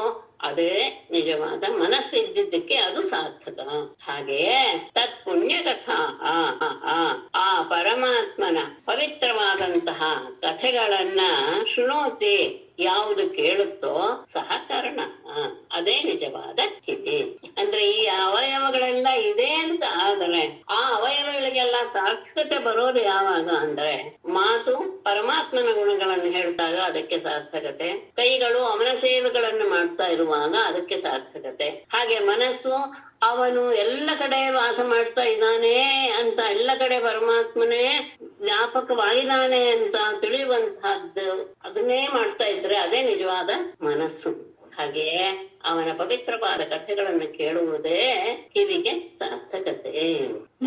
ಸೌಂದರ್ಯದಲ್ಲಿ ಜಪೋ ಜಲ್ಪ ಶಿಲ್ಪಂ ಸಕಲ ಮುದ್ರಾ ವಿರಚನೆ ಆಗಿಲ್ಲ, ಅದು ಇದೇ ಅರ್ಥ ಕೊಡುತ್ತಲ್ಲ? ಇಲ್ಲ ಇಲ್ಲ ಇಲ್ಲ, ಈ ಅರ್ಥ ಕೊಡಲ್ಲ. ಹಾಗೆ ಅನ್ಕೊಳ್ಬೇಕು ಅಷ್ಟೇ ಅಂತ. ನಾನ್ ಮಾಡೋದನ್ನೆಲ್ಲ ನೀನು ನಿನ್ನ ಸೇವೆ ಅಂತ ಭಾವಿಸು ಅಂತ ಅರ್ಥ. ಅದ ಅರ್ಥ ಕೊಡಲ್ಲ. ಅದಕ್ಕೆ ನಾನು ಶಿವಾನಂದರಿದೆ ಉದಾಹರಣೆ ಕೊಡ. ನಮ್ಮಲ್ಲಿರುವಂತಹ ಹಳೆಗಳಿಗೆಲ್ಲ ಸಾರ್ಥಕತೆ ಬರೋದು ಯಾವಾಗ ಅಂದ್ರೆ ಹೀಗೆ ಆದಾಗ. ಇದು ಹಾಗಲ್ಲ, ನಾನು ಏನೇನ್ ಮಾಡ್ತೀನೋ ಅದನ್ನೆಲ್ಲ ನೀನು ನಿನ್ನ ಪೂಜೆ ಅಂತ ತಿಳ್ಕೊಂಡ್ಬಿಡು ಅಂತ ಹೇಳೋದು ಜಪೋಜಲ್ಪ ಶಿಲ್ಪಂ. ಶಿರಸ್ತು ತಸ್ಯೋಭಯಲಿಂಗಮಾನಮೇತು ತದೇವ ಯತ್ ಪಶ್ಯತಿ ತದ್ಧಿ ಚಕ್ಷುಃ ಅಂಗಾನಿ ವಿಷ್ಣೋರಥ ತಜ್ಜನಾನಾಂ ಪಾದೋದಕಂ ಯಾನಿ ಭಜಂತಿ ನಿತ್ಯಂ. ತಸ್ಯ ಉಭಯಲಿಂಗಂ ಆನಮೇತ್ ತದೇವ ಶಿರಃ ಯತ್ ಪಶ್ಯತಿ ತತ್ ಚಕ್ಷುಃ ಹಿ ಅಥ ವಿಷ್ಣೋಃ ತಜ್ಜನಾನಾಂ ಪಾದೋದಕಂ ಯಾನೇ ನಿತ್ಯಂ ಭಜಂತೆ ಅಂಗಾನೇ. ತಸ್ಯ ಆ ಪರಮಾತ್ಮನ ಉಭಯಲಿಂಗಂ ಎರಡು ರೀತಿಯಾಗಿ ಅವನು ತೋರ್ಪಡಿಸ್ಕೊಳ್ತಾ ಇದ್ದಾನೆ. ಉಭಯಲಿಂಗಂ ಅಂದ್ರೆ ಏನು? ಪ್ರತಿಮಾ ರೂಪದಲ್ಲಿ ಇರುವಂತದ್ದು ಒಂದು, ಅವನ ಭಕ್ತರ ರೂಪದಲ್ಲಿರೋದು ಒಂದು, ಇನ್ನೊಂದು ಸ್ಥಾವರ ಮತ್ತು ಜಂಗಮ. ಇದನ್ನು ತಗೊಳ್ಬಹುದು, ಎರಡು ತಗೊಳ್ಬಹುದು. ಇಂತಹ ಆ ಎರಡನ್ನೂ ಸಹ ಆನಮೇತ್ ನಮಸ್ಕಾರ ಮಾಡುತ್ತೋ ತದೇವ ಶಿರಃ, ಅದೇನೆ ಶಿರಃ ತಲೆ ಅನ್ನಿಸ್ಕೊಳ್ಳಕ್ಕೆ ಯೋಗ್ಯವಾಗಿದೆ ಅಂತ. ಯಾವುದು ಪರಮಾತ್ಮನ ಸ್ಥಾವರ ಮತ್ತು ಜಂಗಮ ರೂಪವನ್ನ ನಮಸ್ಕಾರ ಮಾಡುತ್ತೋ ಅದು ತಲೆಯಾಗಿರೋದಕ್ಕೆ ಅದಕ್ಕೆ ಸಾರ್ಥಕತೆ. ಅಷ್ಟೇ ಅಲ್ಲ, ತದೇವ ಮತ್ತೆ ಅದನ್ನ ತದೇವ ಯತ್ ಪಶ್ಯತಿ, ಅವುಗಳನ್ನೇ ಯಾವುದು ನೋಡ್ತಾ ಇರುತ್ತೋ ತತ್ ಚಕ್ಷುಹು ಹಿ, ಅದೇ ಕಣ್ಣು. ಅಂದ್ರೆ ಭಗವದ್ ರೂಪವನ್ನ ಎಲ್ಲ ಕಡೆಗೂ ಇರೋದನ್ನ ಗಮನಿಸ್ಕೊಂಡಾಗ, ಅಥವಾ ಪ್ರತಿಮಾ ರೂಪದಲ್ಲಿರುವಂತಹ ಭಕ್ತರ ರೂಪದಲ್ಲಿರುವಂತಹ ಪರಮಾತ್ಮನನ್ನ ಯಾವುದು ನೋಡುತ್ತೋ ಅದೇ ನಿಜವಾದ ಕಣ್ಣು. ಅಂದ್ರೆ ಕಣ್ಣಿಗೆ ಸಾರ್ಥಕತೆ. ಅಷ್ಟೇ ಅಲ್ಲದೆ ವಿಷ್ಣುವಿನ ತಜ್ಜನಾನ ಅವನ ಭಕ್ತರ ಪಾದೋದಕಂ ಅವನ ಪಾದ ತೊಳೆದ ನೀರನ್ನ ಯಾನಿ ಯಾವುವು ನಿತ್ಯಂ ಭಜಂತೆ ನಿತ್ಯವೂ ಸೇವಿಸುತ್ತವೆಯೋ ಅವುಗಳೇ ಅಂಗಾನೇ ಅವಳ ಅವಯವಗಳು. ವಿಷ್ಣುವಿನ ಮತ್ತು ಭಗವದ್ ಭಕ್ತರ ಪಾದೋದಕವನ್ನ ಯಾವುದು ನಿಜವಾಗಿ ಪ್ರೋಕ್ಷಣೆ ಮಾಡ್ಕೊಳ್ಳುತ್ತೋ ಯಾವ ಅವಯವಗಳು ಅವುಗಳೇ ನಿಜವಾದ ಅವಯವಗಳು. ಉಳಿದದ್ದೆಲ್ಲ ವ್ಯರ್ಥ ಅನ್ನೋದು ತಾತ್ಪರ್ಯ. ಸಾರ್ಥಕತೆ ಯಾವಾಗ ಅಂದರೆ ಅಂತಹ ಸ್ಥಾವರ ಜಂಗಮ ರೂಪವಾದ ಅಥವಾ ಪ್ರತಿಮಾ ರೂಪವಾದ ಭಗವದ್ಭಕ್ತ ರೂಪವಾದಂತಹ ಅವನ 2 ರೂಪಗಳನ್ನ ನೋಡಿ ಯಾವ ತಲೆ ನಮಸ್ಕಾರ ಮಾಡುತ್ತೋ ಅದೇ ತಲೆಗೆ ಸಾರ್ಥಕತೆ. ಹಾಗೆಯೇ ಅಂತಹ ರೂಪಗಳನ್ನ ನೋಡ್ತಾ ಇರುವಂತಹ ಕಣ್ಣು ನಿಜವಾಗಿಯೂ ಸಹ ಶ್ರೇಷ್ಠ. ಅವನ ಮತ್ತು ಪರಮಾತ್ಮನ ಮತ್ತು ಪರಮಾತ್ಮನ ಭಕ್ತರ ಪಾದೋದಕವನ್ನ ಯಾವ ಅವಯವಗಳು ಪ್ರೋಕ್ಷಣೆ ಮಾಡ್ಕೊಳ್ಳುತ್ತೋ ಆ ನೀರಿನಿಂದ ಅದು ನಿಜವಾಗಿಯೂ ಸಹ ಅವಯವಗಳಿಗೆ ಸಾರ್ಥಕತೆ ಅಂತ ಅದನ್ನು ಸಹ ಹೇಳಿ ಇಷ್ಟು ಸಾಮರ್ಥ್ಯ ಇರೋದ್ರಿಂದ ಆತನ ಕಥೆಯನ್ನ ಕೇಳ್ತಾ ಕೇಳ್ತಾ ಕೇಳ್ತಾ ಸಾಕು ಅಂತ ಅನ್ನಿಸ್ತಾ ಇಲ್ಲ ತನಗೆ ಅನ್ನೋದನ್ನ ಪ್ರಕಟಪಡಿಸ್ದ ಸುತವಾಚ ವಿಷ್ಣುರಾತೇನ ಸಂಪೃಷ್ಟ ಭಗವಾನ್ ಬಾದರಾಯಣಿ ವಾಸುದೇವೇ ಭಗವತಿ ನಿಮಗ್ನ ಹೃದಯೋ ಬ್ರವೀತ್. ಶುಕರಿಗೆ ಕೃಷ್ಣನ ಬಗ್ಗೆ ಬಹಳ ಆನಂದ. ಅದು ತಗೊಳ್ತಾರೆ ಆರಂಭದಲ್ಲಿ. ಯಾವ ವಿಷಯದಲ್ಲಿಯೂ ಸಹ ಆತನಿಗೆ ಆಸಕ್ತಿನೇ ಇರಲಿಲ್ಲ ಶುಕನಿಗೆ. ಯಾವಾಗಲೂ ಸಹ ಆತ್ಮಜ್ಞಾನದಲ್ಲಿಯೇ ನಿರತನಾಗಿರುವಂತಹ ಆತ್ಮಾರಾಮನಾಗಿರುವಂತಹ ವ್ಯಕ್ತಿಯೂ ಸಹ ಭಾಗವತದ ಬಗ್ಗೆ ಇಷ್ಟೆಲ್ಲ ಆನಂದವನ್ನು ಪಟ್ಟುಬಿಟ್ಟ ಹೇಗೆ ಅನ್ನೋದನ್ನ ಒಂದು ಪ್ರಕರಣವನ್ನೇ ಕೊಟ್ಟು ವರ್ಣಿಸಿದ್ದಾರೆ ವಿದ್ವಾಂಸರು. ಆತನಿಗೆ ಉಳಿದ ಯಾವುದರಲ್ಲಿಯೂ ಸಹ ಅಷ್ಟು ಅಂದ್ರೆ ಕೇಳಬೇಕು ಭಾಗವತ ಅನ್ನಿಸ್ಲಿಲ್ವಂತೆ. ದಶಮಸ್ಕಂದ ಕೃಷ್ಣನ ಕಥೆ ಬಂದಾಗ ಮಾತ್ರ ಅವರಿಗೆ ತುಂಬಾ ಆನಂದ ಆಗ್ಬೋಯ್ತಂತೆ. ಓ ಇಲ್ಲ, ನಾನು ಭಾಗವತವನ್ನ ಓದ್ಲೇಬೇಕು, ಅದನ್ನ ನಾನು ನನ್ನ ಜೀವನದಲ್ಲಿ ಅಳವಡಿಸ್ಕೊಳ್ಬೇಕು ಎನ್ನುವಂತಹ ಭಾವ ಬಂದ್ಬಿಡ್ತು ಅಂತ ಅಲ್ಲಿ ವರ್ಣಿಸ್ತಾರಾಗಿ. ವಿಷ್ಣುರಾತೇನ ಸಂಪೃಷ್ಟ ಭಗವಾನ್ ಬಾದರಾಯಣಿ ಭಗವತಿ ವಾಸುದೇವೇ ನಿಮಗ್ನ ಹೃದಯ ಅಬ್ರವೀತ್. ವಿಷ್ಣುರಾತ ಅನ್ನೋದು ಪರೀಕ್ಷಿತನ ಹೆಸರು. ಪರೀಕ್ಷಿತನಿಂದ ಸಂಪೃಷ್ಟ ಕೇಳಲ್ಪಟ್ಟಂತಹ ಭಗವಾನ್ ಬಾದರಾಯಣಿಗೆ ಪೂಜ್ಯರಾದಂತಹ ಶುಕ ಮಹರ್ಷಿಗಳು ಭಗವತಿ ವಾಸುದೇವೇ ಪರಮಾತ್ಮನಾದ ವಾಸುದೇವನಲ್ಲಿ ನಿಮಗ್ನ ಹೃದಯ ತಮ್ಮ ಮನಸ್ಸನ್ನ ನೆಲೆಗೊಳಿಸ್ತಾ, ಅಂದ್ರೆ ತಮ್ಮ ಮನಸ್ಸಿನಲ್ಲಿ ಆ ಕೃಷ್ಣನ ಕಥೆಯನ್ನ ಹೇಳ್ಬೇಕು ಅಂತ ಆನಂದ ಅವರಿಗೆ, ಅವನನ್ನ ತನ್ನ ಮನಸ್ಸಿನಲ್ಲಿ ನೆಲೆಗೊಳಿಸುತ್ತಾ ಅಪ್ರಮೇತ ಹೇಳ್ತಾರೆ. ಅಂದ್ರೆ ಕೃಷ್ಣನ ವಿಷಯದಲ್ಲಿ ಅವರಿಗಿರುವಂತಹ ಭಾವವನ್ನ ನಿಮಗ್ನ ಹೃದಯ ಎನ್ನುವ ಶಬ್ದ ಚೆನ್ನಾಗಿ ಪ್ರಕಟಪಡಿಸ್ತಾ ಇದೆ. ಪರೀಕ್ಷಿತ ಹೇಗೆ ಕೇಳಿದಾಗ ವ್ಯಾಸರ ಮಗನಾದಂತಹ ಶುಕರು ಬಹಳ ಆನಂದವಾಗೋಯ್ತು. ಅವರು ಪರಮಾತ್ಮನನ್ನ ತಮ್ಮ ಹೃದಯದಲ್ಲಿ ಧ್ಯಾನ ಮಾಡ್ತಾ ಮಾಡ್ತಾ ಹೀಗೆ ಹೇಳಿದರು. ಶ್ರೀಶುಕೋವಾಚ ಕೃಷ್ಣಸ್ಯಾಸೀತ್ ಸಖಾ ಕಶ್ಚಿತ್ ಬ್ರಾಹ್ಮಣೋ ಬ್ರಹ್ಮವಿತ್ತಮಃ ವಿರಕ್ತಃ ಇಂದ್ರಿಯಾರ್ಥೇಷು ಪ್ರಶಾಂತಾತ್ಮ ಜಿತೇಂದ್ರಿಯಃ. ಕೃಷ್ಣಸ್ಯ ಬ್ರಹ್ಮವಿತ್ತಮಃ ಕಶ್ಚಿತ್ ಬ್ರಾಹ್ಮಣಃ ಸಖಾ ಆಸೀತ್ ಇಂದ್ರಿಯಾರ್ಥೇಷು ವಿರಕ್ತಃ ಪ್ರಶಾಂತಾತ್ಮ ಜಿತೇಂದ್ರಿಯಃ. ಕೃಷ್ಣನಿಗೆ ಬ್ರಹ್ಮವಿತ್ತಮಃ ಬ್ರಹ್ಮಜ್ಞಾನಿಯಾದಂತಹ ಕಶ್ಚಿತ್ ಬ್ರಾಹ್ಮಣಃ ಒಬ್ಬ ಬ್ರಾಹ್ಮಣ ಸಖಾ ಮಿತ್ರನು ಆಸೀತ್ ಇದ್ದ. ಕೃಷ್ಣನಿಗೆ ಒಬ್ಬ ಆತ ಬಹಳ ಜ್ಞಾನಿ, ಬ್ರಹ್ಮಜ್ಞಾನಿನೇ ಅಂತಹ ಒಬ್ಬ ಬ್ರಾಹ್ಮಣ ಅವಗೆ ಮಿತ್ರನಾಗಿ ಎಂಥವು. ಇಂದ್ರಿಯಾರ್ಥೇಶು ವಿರಕ್ತ, ಲೌಕಿಕ ವಿಷಯಗಳಲ್ಲಿ ಯಾವುದರಲ್ಲಿಯೂ ಸಹ ಅವನಿಗೆ ಆಸಕ್ತಿ ಇರಲಿಲ್ಲ, ಎಲ್ಲರಲ್ಲಿಯೂ ವೈರಾಗ್ಯವನ್ನು ಹೊಂದಿದ್ದ. ಪ್ರಶಾಂತಾತ್ಮ, ಯಾವಾಗಲೂ ಶಾಂತವಾದ ಮನಸ್ಸನ್ನು ಹೊಂದಿರುವಂಥವನು. ಜಿತೇಂದ್ರಿಯ, ಇಂದ್ರಿಯ ನಿಗ್ರಹವನ್ನ ಪಡೆದಿದ್ದವನು. ಇಂದ್ರಿಯಕ್ಕೆ ಆಳಾಗಿರ್ಲಿಲ್ಲ, ಇಂದ್ರಿಯವನ್ನ ಗೆದ್ದಿದ್ದ. ಇಂತಹ ಒಬ್ಬ ಬ್ರಹ್ಮಜ್ಞಾನಿಯಾದ ಬ್ರಾಹ್ಮಣ ಸಖ ಗೆಳೆಯ ಕೃಷ್ಣನಿಗೆ ಹೇಗೆ ಇದ್ದ ಆತ. ಯದೃಚ್ಛಯೋಪಪನ್ನೇನ ವರ್ತಮಾನೋ ಗೃಹಾಶ್ರಮೇ ತಸ್ಯ ಭಾರ್ಯ ಕುಚೈಲಸ್ಯ ಕ್ಷುತ್ಕ್ಷಾಮಾ ಚ ತಥಾವಿಧ. ಯದೃಚ್ಛಯ ಉಪಪನ್ನೇನ ವರ್ತಮಾನಃ ಗೃಹಾಶ್ರಮೇ ತಸ್ಯ ಕುಚೈಲಸ್ಯ ಭಾರ್ಯ ತಥಾವಿಧ ಕ್ಷುತ್ಕ್ಷಾಮಾ ಚ. ಯದೃಚ್ಛಯ, ತಾನಾಗಿಯೇ ಬಂದಿದ್ದ, ಉಪಪನ್ನೇನ ತಾನಾಗಿಯೇ ಬಂದು ಒದಗಿದಂತಹ ವಸ್ತುಗಳಿಂದಲೇ ವರ್ತಮಾನ ಜೀವನವನ್ನು ನಡೆಸ್ತಾ ಇರುವಂತಹ ಅವನು ಗೃಹಾಶ್ರಮೇ ಗೃಹಸ್ಥ ಬೇಡ. ತಸ್ಯ ಕುಚೇಲಸ್ಯ, ಅಂತಹ ಕುಚೇಲ ಅಂದ್ರೆ ಕುಚೇಲ ಅಂತ ಅವನನ್ನ ನೋಡಿ ಎಲ್ಲರೂ ಸಹ ಆಡ್ಕೊಳ್ತಾ ಇರುವಂತಹ ಒಂದು ಹೆಸರು. ಕುಚೇಲ ಅಂದ್ರೆ, ಚೇಲ ಅಂದ್ರೆ ಬಟ್ಟೆ, ಹರಿದು ಹೋದಂತಹ ಬಟ್ಟೆ ಅನ್ನೋದು ಕುಚೇಲ ಅಂದ್ರೆ. ಅವನು ಯಾವಾಗ್ಲೂ ಸಹ ಆ ರೀತಿಯಾಗಿ ಇದ್ದಿದ್ದರಿಂದ ಅವನನ್ನ ಕುಚೇಲ ಕುಚೇಲ ಅಂತ ಕರೀತಾ ಇದ್ರು. ಹಾಗಾಗಿ ಅಂತಹ ದಾರಿದ್ರ್ಯವನ್ನು ಹೊಂದಿರುವಂತಹ ಅವನಿಗೆ ತಥಾವಿಧ ಭಾರ್ಯ, ಅವನ ಹಾಗೆ ಇರುವಂತಹ ಅಂದ್ರೆ ಸಿಕ್ಕಿದ್ರಲ್ಲಿಯೇ ಆನಂದ ಪಡ್ತಾ ಇರುವಂತಹ ಶಾಂತವಾದ ಸ್ವಭಾವವಿರುವಂತಹ ಒಬ್ಬಳು ಭಾರ್ಯ ಪತ್ನಿ ಇದ್ಲು. ಅವಳು ಕ್ಷುತ್ಕ್ಷಾಮಾಚ, ಇಲ್ಲಿ ಬಡತನ ಇದ್ದಿದ್ರಿಂದ ಹಸಿವಿನಿಂದ ಅತ್ಯಂತ ಕೃಶಳಾಗಿ ಬಿಟ್ಟಿದ್ಲು. ಅವನು ಸಹ ಅವನ ರೀತಿ ಹೇಗಿತ್ತು ಜೀವನದಲ್ಲಿ, ತಾನಾಗಿಯೇ ಒದಗಿ ಬಂದಂತಹ ವಸ್ತುವಿನಿಂದಲೇ ತೃಪ್ತಿಯನ್ನು ಹೊಂದುವಂತಹ ವ್ಯಕ್ತಿ ಗೃಹಸ್ಥನಾಗಿದ್ದ.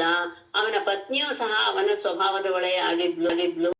ದಾರಿದ್ರ್ಯದಿಂದ ಅವಳು ಹಸಿವಿನಿಂದ ಬಹಳ ಕೃಶಳಾಗಿ ಬಿಟ್ಟಿದ್ಲು. ಅಂತಹವಳಿಗೆ ಒಂದು ದಿವಸ ತಡೆಯಕ್ಕೆ ಆಗ್ಲಿಲ್ಲ. ಅವಳು ಗಂಡನಿಗೆ ಹೇಳ್ತಾ, ಪತಿವ್ರತ ಪತಿಂ ಪ್ರಾಹ ಮ್ಲಾಯತಾ ವದನೇನ ಸಾ ದರಿದ್ರಾಸೀರಮಾನಾಸ ವೇಪಮಾನ ಅಭಿಗಮ್ಯ ಚ.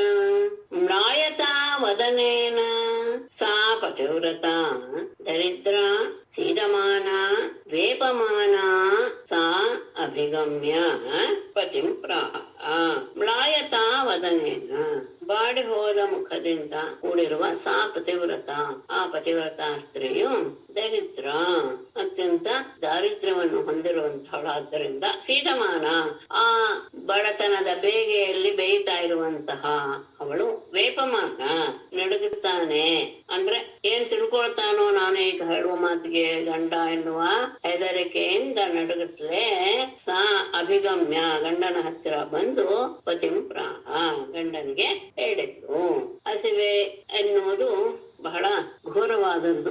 ಹಾಗಾಗಿ ಅವಳು ಆ ಹಸಿವೆಯ ಕಷ್ಟವನ್ನ ತಡೆಯಲಾರದೆ ಒಂದು ದಿನ ಅವಳು ಪತಿಯ ಹಾಗೆಯೇ ಬಂದಿದ್ದನ್ನೇ ಸಹಿಸಿಕೊಂಡಿರುವಂತಹವಳೆ. ಆದರೂ ಆ ಹಸಿವೆಯ ತಾಪ ತಡೆಯಲಾರದೆ ಒಂದ್ ದಿವಸ ತನ್ನ ಗಂಡನ ಹತ್ತಿರ ಹೋಗಿ ಬಡಿದ ಮುಖವುಳ್ಳವಳಾಗಿ ಸ್ವಲ್ಪ ಹೆದರ್ಕೊಂಡೇನೆ ಅವನ ಹತ್ತಿರ ಹೀಗೆ ಹೇಳ್ತಾಳೆ, ನಾನು ಬ್ರಹ್ಮನ್ ಭಗವತಃ ಸಖಾ ಸಾಕ್ಷಾತ್ ಶ್ರಿಯಪತಿ ಬ್ರಹ್ಮಣ್ಯಶ್ಚ ಶರಣ್ಯಶ್ಚ ಭಗವಾನ್ ಸಪ್ತತರ್ಷಭಃ.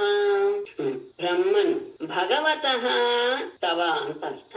ಸಾಕ್ಷಾತ್ ಶ್ರಿಯಃ ಪತಿ ಸಖಾ ನನು ಭಗವಾನ್ ಸಪ್ತತರ್ಷಭಃ ಬ್ರಹ್ಮಣ್ಯಃ ಚ ಶರಣ್ಯಃ ಚ. ಬ್ರಹ್ಮನ್ ಪೂಜ್ಯರೇ, ಭಗವತಃ ಪೂಜ್ಯರಾದ ನಿನಗೆ ಸಾಕ್ಷಾತ್ ಸಾಕ್ಷಾತ್ ಶ್ರೇಯಃ ಪತಿ ಲಕ್ಷ್ಮಿಯ ಪತಿಯೇ ಸಖಾ ನನು ಗೆಳೆಯನಲ್ಲವೇ. ನೀನು ಭಗವಂತ ನಿನಗೆ ಆ ಲಕ್ಷ್ಮಿಯ ಪತಿಯಾದಂತಹ ಪರಮಾತ್ಮನೇ ನಿನ್ನ ಗೆಳೆಯ. ಅಷ್ಟೇ ಅಲ್ಲ, ಆತ ಯಾರು? ಭಗವಾನ್, ಆ ಪರಮಾತ್ಮನು ಸಾತ್ವತರ್ಷಭ, ಯದು ವಂಶದಲ್ಲಿ ಶ್ರೇಷ್ಠನಾದವನು, ಬ್ರಹ್ಮಣ್ಯ, ಬ್ರಾಹ್ಮಣರ ಬಗ್ಗೆ ಅತ್ಯಂತ ಗೌರವವಿರುವನು. ಅಷ್ಟೇ ಅಲ್ಲ, ಶರಣ್ಯ, ತನ್ನನ್ನ ಆಶ್ರಯಿಸಿ ಬಂದವರನ್ನ ಬಹಳ ಗೌರವದಿಂದ ಅವರನ್ನ ಕಾಣುವಂತಹ ವ್ಯಕ್ತಿ. ನಿನ್ನ ಸ್ನೇಹಿತ ಎಂಥವನು ಅಂದ್ರೆ ಸಾಕ್ಷಾತ್ ಲಕ್ಷ್ಮೀಪತಿಯೇ ಆಗಿದ್ದಾನೆ. ಮತ್ತೆ ಅವನು ಬ್ರಾಹ್ಮಣರ ಬಗ್ಗೆ ಬಹಳ ಗೌರವ ಹೊಂದಿರುವವನು, ತನ್ನನ್ನು ಆಶ್ರಯಿಸಿ ಬಂದವರಿಗೆ ಎಲ್ಲವನ್ನೂ ಸಹ ಕೊಡುವಂತಹ ಮಹಾನುಭಾವ. ಯದುವಂಶದ ಕುಲಶ್ರೇಷ್ಠ. ತಮೋಪೈಹಿ ಮಹಾಭಾಗ ಸಾಧೂನಾಂಚ ಪರಾಯಣಂ ದಾಸ್ಯಚಿ ದ್ರವಿಣಂ ಭೂರಿ ಭೂರಿ ಸೀದತೆ ತೇ ಕುಟುಂಬಿನೇ. ಪರಾಯಣಂ ತಂ ಮಹಾಭಾಗ ಉಪೈಹಿ. ಉಪೈಹಿ ಅಂತಿದೆ, ಉಪೈಹಿ ಆಗೋದಿಲ್ಲ, ಉಪೇಹಿ ಅಂತಾನೆ ಆಗ್ಬೇಕು. ಗೊತ್ತಿದೆ ಅಂತ ಭಾವಿಸ್ತೇನೆ, ಮತ್ತೆ ವಿವರಣೆ ನಾನು ಕೊಡುತ್ತಿಲ್ಲ. ಕುಟುಂಬಿನೇ ಸೀದತೆ ತೇ ಭೂರಿ ದ್ರವಿಣಂ ದಾಸ್ಯತೆ.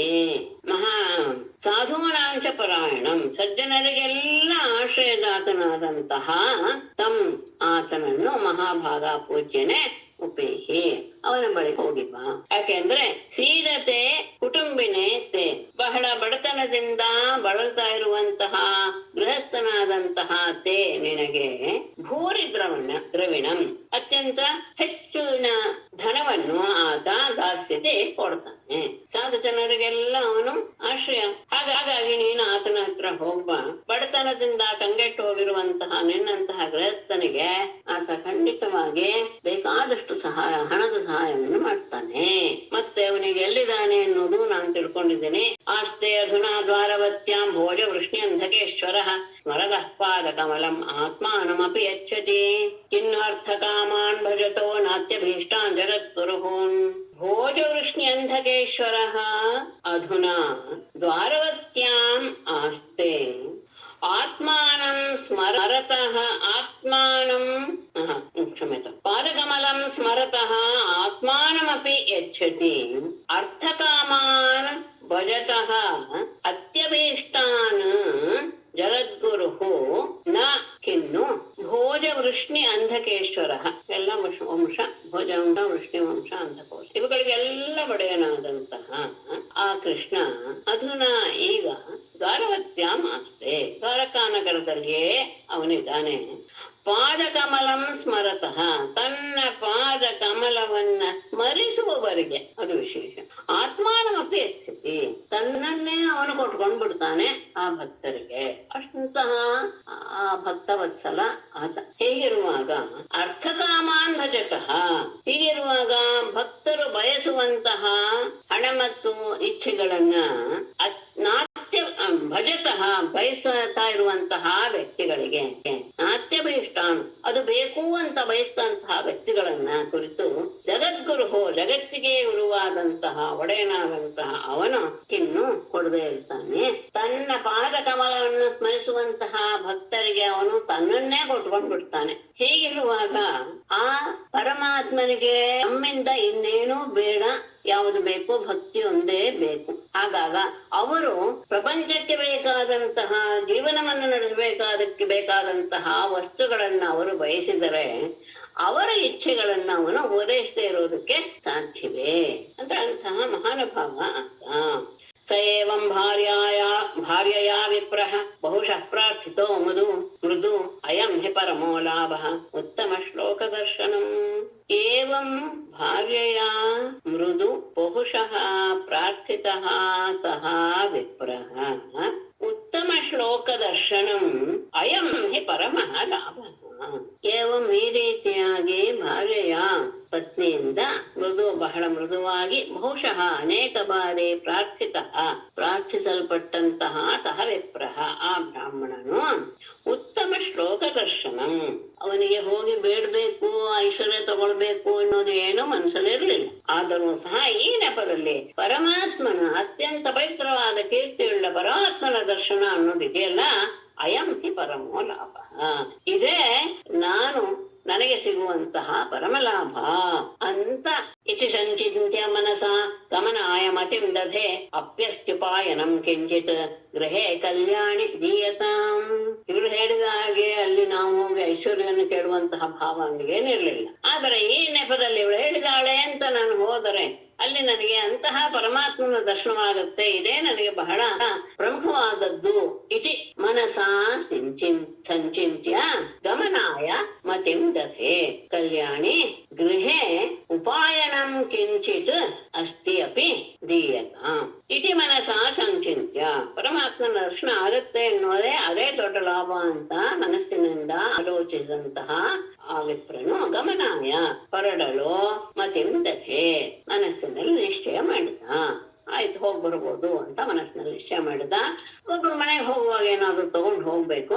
ಹಾಗಾಗಿ ಕಲ್ಯಾಣಿ ಮಂಗಳಕರಳೆ ಗೃಹೇ ಮನೆಯಲ್ಲಿ ಕಿಂಚಿತ್ ಉಪಾಯನಂ ಅಸ್ತಿ ಅಪಿ ಏನಾದ್ರೂ ಅವನಿಗೆ ಕೊಡುವಂತಹ ಯಾವ್ದಾದ್ರೂ ಒಂದು ವಸ್ತು ಇದೆಯೇ ದೀಯತಾಂ ಅದನ್ನ ನನಗೆ ಕೊಡು ಅಂತ ಕೇಳಿದ. ಬರೀ ಕೈಯಲ್ಲಿ ಹೋಗೋದಿಲ್ಲ, ಯಾರೇ ಮನೆಗೆ ಹೋಗೋದಾದ್ರು. ಹಾಗಾಗಿ ಏನಾದ್ರೂ ಅವನಿಗೆ ಕೊಡುವಂತಹ ವಸ್ತು ಇದ್ರೆ ಮನೆಯಲ್ಲಿ ಕೊಡು ಅಂತ ಹೇಳಿ. ಯಾಚಿತ್ವಾ ಚತುರೋ ಮುಷ್ಟಿನ್ ವಿಪ್ರಾನ್ ಪೃಥಗತಂಡುಲಾನ್ ಚೈಲಖಂಡೇನ ತಾನ್ ಬದ್ಧ್ವಾ ಭರ್ತ್ರೆ ಪ್ರಾದಾತ್ ಉಪಾಯನಂ. ವಿಪ್ರಾನ್ ಯಾಚಿತ್ವಾ ಚತುರಃ ಮುಷ್ಟೇನ ಪೃಥುಕತಂಡುಲಾನ್ ತಾನ್ ಚೈಲಖಂಡೇನ ಬದ್ಧ್ವಾ ಭರ್ತ್ರೆ ಉಪಾಯನಂ ಪ್ರಾದಾತ್. ವಿಪ್ರಾನ್ ಅಕ್ಕಪಕ್ಕದಲ್ಲಿರುವಂತಹ ಬ್ರಾಹ್ಮಣರನ್ನ ಹತ್ತಿರ ಹೋಗಿ ಚತುರಃ ಮುಷ್ಟೇನ ಪೃಥುಕತಂಡುಲಾನ್ ಚತುರಃ ಮುಷ್ಟೇನ ಕ್ಷಮಿಸಿ ವಿಪ್ರಾನ್ ಯಾಚಿತ್ತ ಏನ್ ಹೇಳುದು ನಾವು ಅರ್ಥ ಇದೆ. ಅಲ್ಲಿ ಅಕ್ಕಪಕ್ಕದಲ್ಲಿರುವಂತಹ ಬ್ರಾಹ್ಮಣರನ್ನ ಯಾಚಿತ್ತ ಬೇಡಿ ಚತುರಃ ಮುಷ್ಟೇನ್ 4 ಮುಷ್ಟಿ ಆಗುವಷ್ಟು ಪೃಥಕ ತಂಡುಲಾನ್ ಅವಲಕ್ಕಿಯನ್ನ ತಾನ್ ಚೈಲಖಂಡೇನ ಬದ್ಧ ಅವದನ್ನ ಒಂದು ಬಟ್ಟೆಯ ತುಂಡಿನಲ್ಲಿ ಅದನ್ನ ಕಟ್ಟಿ ಭರ್ತ್ರೆ ಗಂಡನಿಗೆ ಉಪಾಯನಂ ಪ್ರಾದಾತ್ ಕಾಣಿಕೆ ಎನ್ನುವ ರೀತಿಯಲ್ಲಿ ಅಂದ್ರೆ ಕೃಷ್ಣನ ಮನೆಗೆ ಹೋದಾಗ ಕೊಡುವುದಕ್ಕೋಸ್ಕರ ಆ ರೀತಿಯ ಉಪಾಯನವನ್ನ ಅವಳು ಕೊಟ್ಲು. ಅಲ್ಲಿರುವಂತಹ ಬ್ರಾಹ್ಮಣರ ಮನೆಗೆ ಹೋಗಿ 4 ಮುಷ್ಟಿ ಆಗುವಷ್ಟು ಅವಲಕ್ಕಿಯನ್ನು ಸಂಪಾದಿಸಿ ಅದನ್ನ ಒಂದು ಬಟ್ಟೆಯಲ್ಲಿ ಕಟ್ಟಿ ಗಂಡನಿಗೆ ಕೊಟ್ಲು ಉಪಾಯನದ ರೂಪದಲ್ಲಿ. ಶ್ಲೋಕ ಅನ್ನೋ ಪದಕ್ಕೆ ಏನರ್ಥ ಮೇಡಮ್? ಕೃಷ್ಣ ಇನ್ನೊಂದು ಹೆಸರು ಮಾತ್ರ ಶ್ಲೋಕ ಅನ್ನೋ ಪದಕ್ಕೆ ಉತ್ತಮ ಶ್ಲೋಕ ಅಂತಲ್ಲ. ಶ್ಲೋಕ ಅಂದ್ರೆ ಕೀರ್ತಿಸೋದು ಅಂತ ಅರ್ಥ. ಕೀರ್ತಿ ಉತ್ತಮ ಶ್ಲೋಕ ಅಂದ್ರೆ ಪವಿತ್ರವಾದ ಕೀರ್ತಿ ಉಳ್ಳ ಅಂತ. ಕೃಷ್ಣನ್ ಇನ್ನೊಂದು ಹೆಸರು ಅಂತ ಯಾವಾಗ್ಲೂ ಹೌದು. ಅವನು ಪವಿತ್ರವಾದ ಕೀರ್ತಿಯನ್ನು, ಶ್ಲೋಕ್ಯತೆ ಅಂದ್ರೆ ಕೀರ್ತಿಸ್ತಾನೆ ಅಂತ, ಕೀರ್ತಿಸುವುದು ಅಂದ್ರೆ ಅವನ ಗುಣಗಳನ್ನ ವರ್ಣಿಸುವುದು ಅಂತ. ಸರಿ. ಸತಾನಾದಾಯ ವಿಪ್ರಾಗ್ರ್ಯ ಪ್ರಯೋ ದ್ವಾರಕಾಂ ಕಿಲ ಕೃಷ್ಣ ಸಂದರ್ಶನಂ ಮಹ್ಯಂ ಕಥಂ ಸ್ಯಾದಿತಿ ಚಿಂತಯನ್. ಸಹ ವಿಪ್ರಾಗ್ರ್ಯಃ ತಾನ್ ಆದಾಯ ಕೃಷ್ಣ ಸಂದರ್ಶನಂ ಮಹ್ಯಂ ಕಥಂ ಸ್ಯಾದಿತಿ ಚಿಂತಯನ್ ದ್ವಾರಕಾಂ ಪ್ರಯಯೌ ಕಿಲ. ಸಹ ವಿಪ್ರಾಗ್ರ್ಯಃ ಆ ವಿಪ್ರಶ್ರೇಷ್ಠನು ತಾನಾದಾಯ ಆ ಅವಲಕ್ಕಿಯನ್ನ ತೆಗೆದುಕೊಂಡು ಕೃಷ್ಣ ಸಂದರ್ಶನಂ ಕೃಷ್ಣನ ಸಂದರ್ಶನವು ಮಹ್ಯಂ ನನಗೆ ಕಥಂ ಸ್ಯಾತ್ ಇತಿ ಹೇಗೆ ತಾನೇ ಆದೀತು ಇತಿ ಚಿಂತಯನ್ ಹೇಗೆ ಮನಸ್ಸಿನಲ್ಲಿ ಆಲೋಚನೆ ಮಾಡ್ತಾ ಅಂದ್ರೆ ಹೇಗೆ ಅವನನ್ನು ಸಂದರ್ಶನ ಮಾಡೋದು, ದರ್ಶನ ಮಾಡೋದು ಇತ್ಯಾದಿ ವಿಷಯವನ್ನು ಮನಸ್ಸಿನಲ್ಲಿ ಯೋಚನೆ ಮಾಡ್ತಾ ದ್ವಾರಕಾಂ ಪ್ರಯೋಗೋ ಕಿಲ ದ್ವಾರಕೆಗೆ ಹೋದ. ದ್ವಾರಕೆಯನ್ನು ಹೊರತು ಹೇಗೆ ಅವನ ದರ್ಶನ ಹೇಗಾಗುತ್ತೆ ಇತ್ಯಾದಿ ಎಲ್ಲ ಯೋಚನೆ ಮಾಡ್ತಾ ದ್ವಾರಕೆಗೆ ಹೊರಟ. ಅಲ್ಲಿ ತ್ರೀಣಿ ಗುಲ್ಮಾನ್ಯತೀಯಾಯ ತಿಸ್ರಃ ಕಕ್ಷಾಶ್ಚ ಸದ್ವಿಜಃ ವಿಪ್ರೋ ಅಗಮ್ಯಂಧಕ ವೃಷ್ಣೇನ ಗೃಹೇಷು ಅಚ್ಯುತ ಧರ್ಮಿಣಾಂ ಗೃಹಂ ಜ್ಯೇಷ್ಠ ಸಹಸ್ರಾಣ ಮಹಿಷೀಣಾಂ ಹರೇರ್ದ್ವಿಜಃ ವಿವೇಶ ಏಕತಮಂ ಶ್ರೀಮತ್ ಬ್ರಹ್ಮಾನಂದಂ ಗತೋ ಯಥಾ. ದ್ವಾರಕೆಗೆ ಪ್ರವೇಶ ಮಾಡಿದ್ಮೇಲೆ ಆರಂಭದಲ್ಲಿ ತ್ರೀಣಿ ಗುಲ್ಮಾನಿ ತಿಸ್ರಃ ಕಕ್ಷಾಶ್ಚ ಅತೀಯಾಯ ವಿಪ್ರಃ ಅಗಮ್ಯಾಂಧಕ ವೃಷ್ಣೇನ ಅಚ್ಯುತ ಧರ್ಮಿಣಾಂ ಅಗಮ್ಯಾಂಧಕ ವೃಷ್ಣೇನಾಂ ಗೃಹೇಷು ದಷ್ಟಸಹಸ್ರಾಣಾಂ ಮಹರ್ಷೀಣಾಂ ಹರೇಃ ಗೃಹಂ ಏಕತಮಂ ಶ್ರೀಮತ್ ದ್ವಿಜಃ ವಿವೇಶ ಬ್ರಹ್ಮಾನಂದಂ ಯಥಾ ಗತಃ. ಸಹ ದ್ವಿಜಃ ಬ್ರಾಹ್ಮಣನು ತ್ರೀಣಿ ಗುಲ್ಮಾನಿ, ಗುಲ್ಮ ಅಂದ್ರೆ ಸೇನೆಯನ್ನ ಇಡುವಂತಹ ಒಂದು ಸ್ಥಳ. ಆ ರೀತಿಯ ಸೇನಾ ನಿವೇಶದ 3 ಪ್ರಾಕಾರಗಳನ್ನ ದಾಟಿ, 3 ಪ್ರಾಕಾರ ಅಲ್ಲ 3 ನಿವೇಶ ಸ್ಥಾನಗಳನ್ನ, ಹಾಗೇನೆ ತಿಸ್ರಃ ಕಕ್ಷಾಶ್ಚ 3 ಪ್ರಾಕಾರಗಳನ್ನ ಸಹ ದಾಟಿ ನಗರದ ಒಳಗೆ ಹೋದ. ಅಂದ್ರೆ ಆರಂಭದಲ್ಲಿ ಇದೆಲ್ಲ ಇರುತ್ತೆ, ಸೇನಾ ನಿವೇಶ, ಆಮೇಲೆ ದೊಡ್ಡ ದೊಡ್ಡ ಪ್ರಾಕಾರಗಳು. ಅಲ್ಲಿ ವಿಪ್ರನು ತುಂಬಾ ಕಡೆ ಬಂದಿದೆ, ದ್ವಿಜಃ ವಿಪ್ರಹ ದ್ವಿಜಃ ಅಂತ 3 ಕಡೆ ಬಂದಿದೆ ಒಂದೇ ವಿಷಯದ ಸಂದರ್ಭದಲ್ಲಿ. ಅಗಮ್ಯ ಅಚ್ಯುತ ಧರ್ಮಿಣ, ಅಚ್ಯುತನೇ ಏನಂತ ಹೇಳ್ಬೇಕು, ತಮ್ಮ ಆತ್ಮ ಅಂತ ಭಾವಿಸಿರುವಂತಹ ಅಗಮ್ಯ ಅಂಧಕ ವೃಷ್ಣೀನಾಂ ಗೃಹೇಶು ಪ್ರವೇಶಿಸಲು ಅಸಾಧ್ಯವಾದಂತಹ ಅಂಧಕ ಮತ್ತು ವೃಷ್ಣಿ ಇವರ ಗೃಹೇಶು ಗೃಹಗಳಲ್ಲಿ, ಅದಾದ್ಮೇಲೆ ಮೊದಲು ಅವರ ಗೃಹಗಳು, ಅವುಗಳ ಗೃಹಗಳಲ್ಲಿ ಜಷ್ಟು ಸಹಸ್ರಾಣ ಮಹಿಷೀಣ 16,000 ಮಹಿಷಿಯರ ಹರೇಹೇ ಗೃಹಂ ಯಾವುದೋ ಒಂದು ಹರಿಯ ಕೃಷ್ಣನ ಮನೆಯನ್ನ ನಿಜ ಏಕತಮಂ ಶ್ರೀಮತ್ ಏಕತಮಂ ಸಂಪದ್ಭರಿತವಾದಂತಹ ಒಂದು ಮನೆಯನ್ನ ಪ್ರವೇಶ ಮಾಡಿದ. ಬ್ರಹ್ಮಾನಂದಂ ಯಥಾಗತ, ಬ್ರಹ್ಮಾನಂದವನ್ನೇ ಹೊಂದಿದಷ್ಟು, ಬ್ರಹ್ಮಾನಂದವೇ ಆದಷ್ಟು ಅವನಿಗೆ ಬ್ರಹ್ಮಾನಂದವೇ ಸಿಕ್ಕಿದಷ್ಟು ಹೇಳಕ್ಕಾಗಲ್ಲ, ಅವನಿಗೆ ಬ್ರಹ್ಮಾನಂದವೇ ಆಯ್ತು ಅಷ್ಟೇ. ಯಾಕಂದ್ರೆ ಬ್ರಹ್ಮಾನಂದ ಸಿಗೋದು ಅಂತ ಇಲ್ಲ, ಅಷ್ಟು ಆನಂದವನ್ನ ಅವನು ಹೊಂದಿದ. ಬ್ರಹ್ಮಾನಂದ ಅನ್ನೋದು ಕೊನೆಯ ಆನಂದ, ಬ್ರಹ್ಮಾನಂದವೇ ಅವನಿಗೆ ಆಯಿತು ಅಂತ. 3 ಸೇನಾ ನಿವೇಶಗಳು 3 ಪ್ರಾಕಾರಗಳನ್ನು ದಾಟಿ ನಗರದೊಳಗೆ ಹೋದ. ಅಲ್ಲಿ ಅಶಕ್ಯವಾದದ್ದು ಯಾರ ಮನೆಗಳು? ಅಂಧಕ ವೃಷ್ಣಿಯರು. ಅವರೆಲ್ಲರೂ ಸಹ ಏನು ಪರಮ ವಿಷ್ಣು ಭಕ್ತರು. ಅಂತಹ ಅಂಧಕ ವೃಷ್ಣಿ ತರ ಎಲ್ಲರ ಮನೆಗಳ ಅಲ್ಲ, ಆದ್ಮೇಲೆ ಪರಮಾತ್ಮನ 16,000 ಮಡದಿಯರ ಮನೆಗಳಲ್ಲಿ ಒಂದು ಮನೆಯನ್ನ ಪ್ರವೇಶ ಮಾಡಿದ. ಅದನ್ನು ನೋಡಿದಾಗ ಅವನಿಗೆ ಬ್ರಹ್ಮಾನಂದವಾಯಿತು.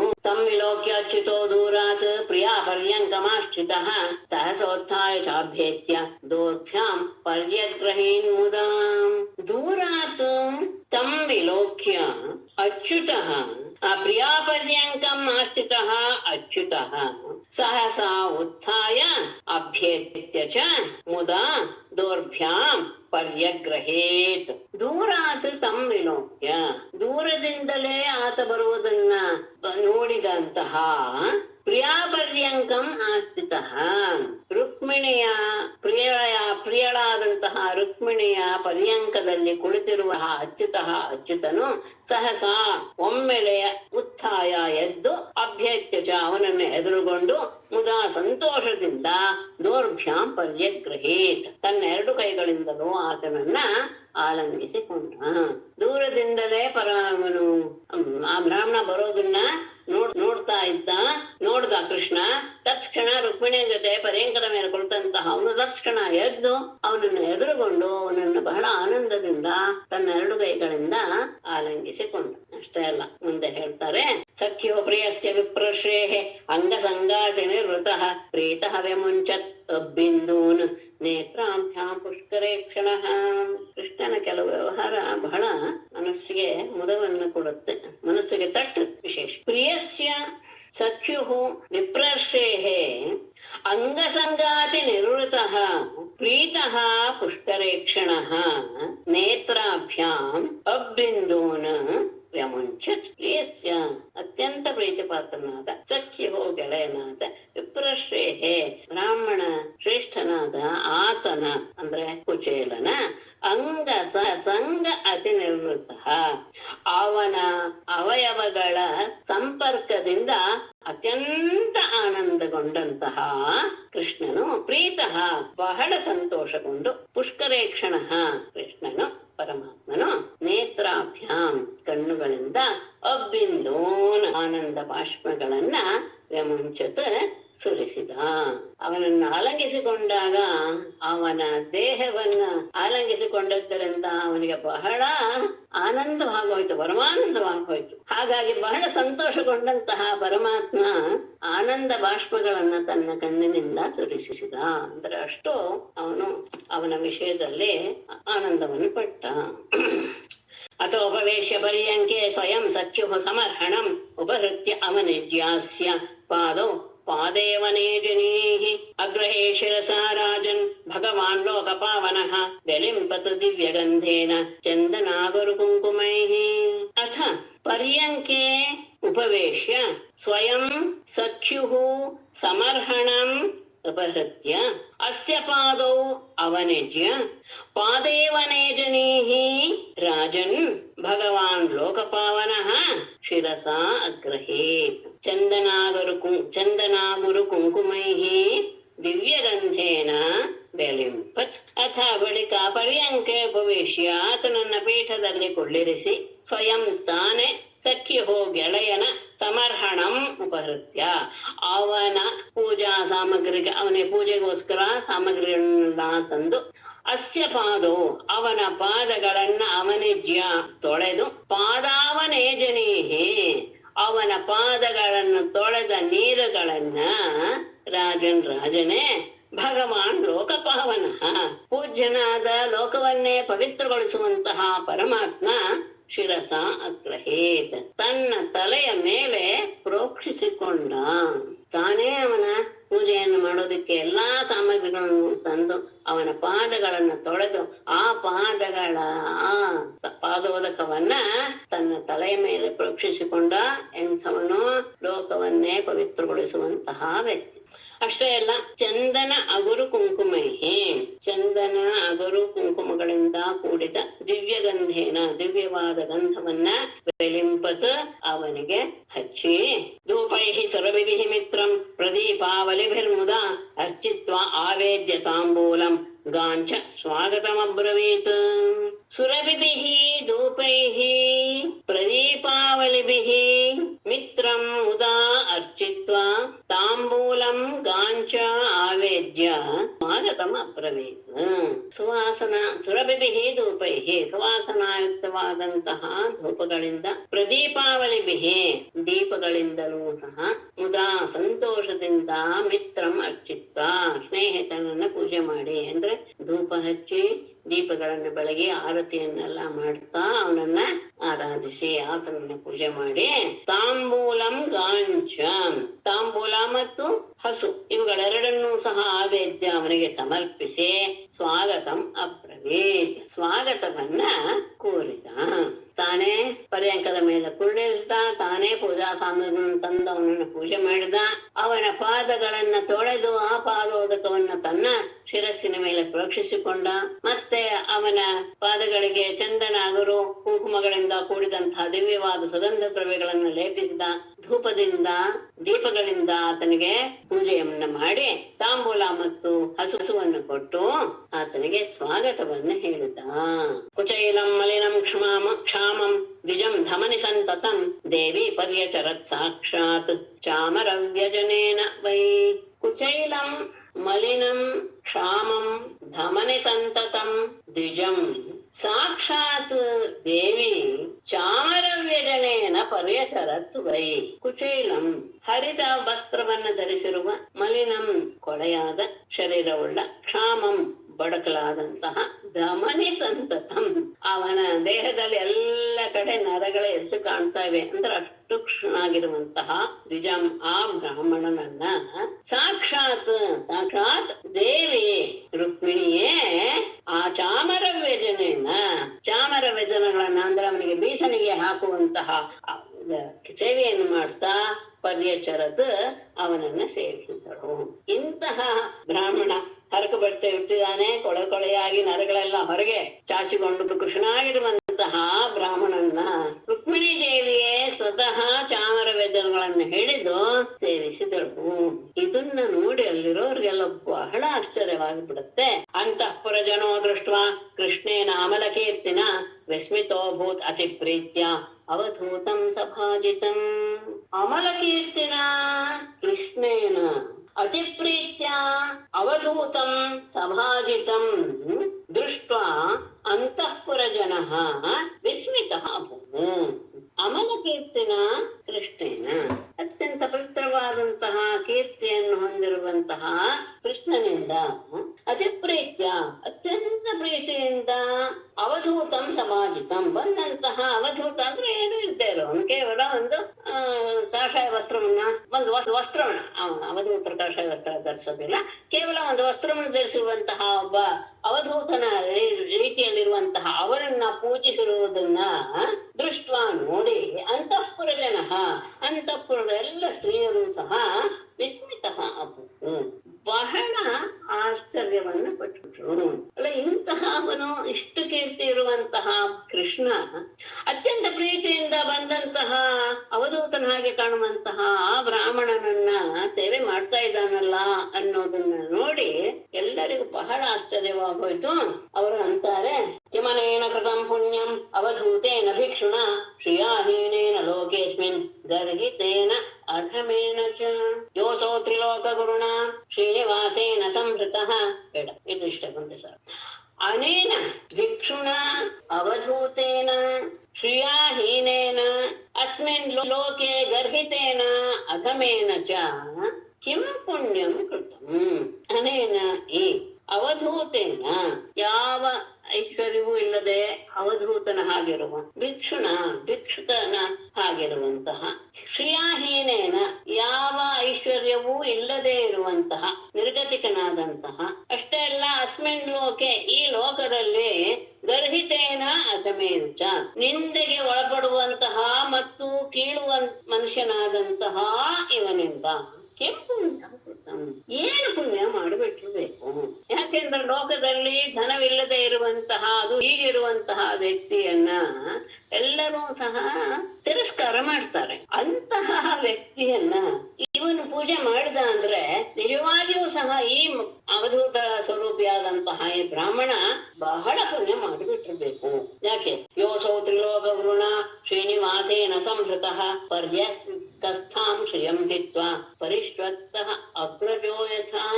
ತ್ರಿಲೋಕ ಗುರುಣ ಶ್ರೀನಿವಾಸೇನ ಸಂವೃತಃ ಯಹ ಅಸೌ ಬೇಡ ತ್ರಿಲೋಕಗುರುಣ ಶ್ರೀನಿವಾಸೇನ ಸಂವೃತಃ ಹಾಗೆ ಯಹ ಅಸೌ ಪರ್ಯಂಕಸ್ಥಾಂ ಶ್ರಿಯಂ ಹಿತ್ವಾ ಯಥಾ ಅಗ್ರಜಃ ತಥಾ ಪರಿಶ್ವಕ್ತಃ.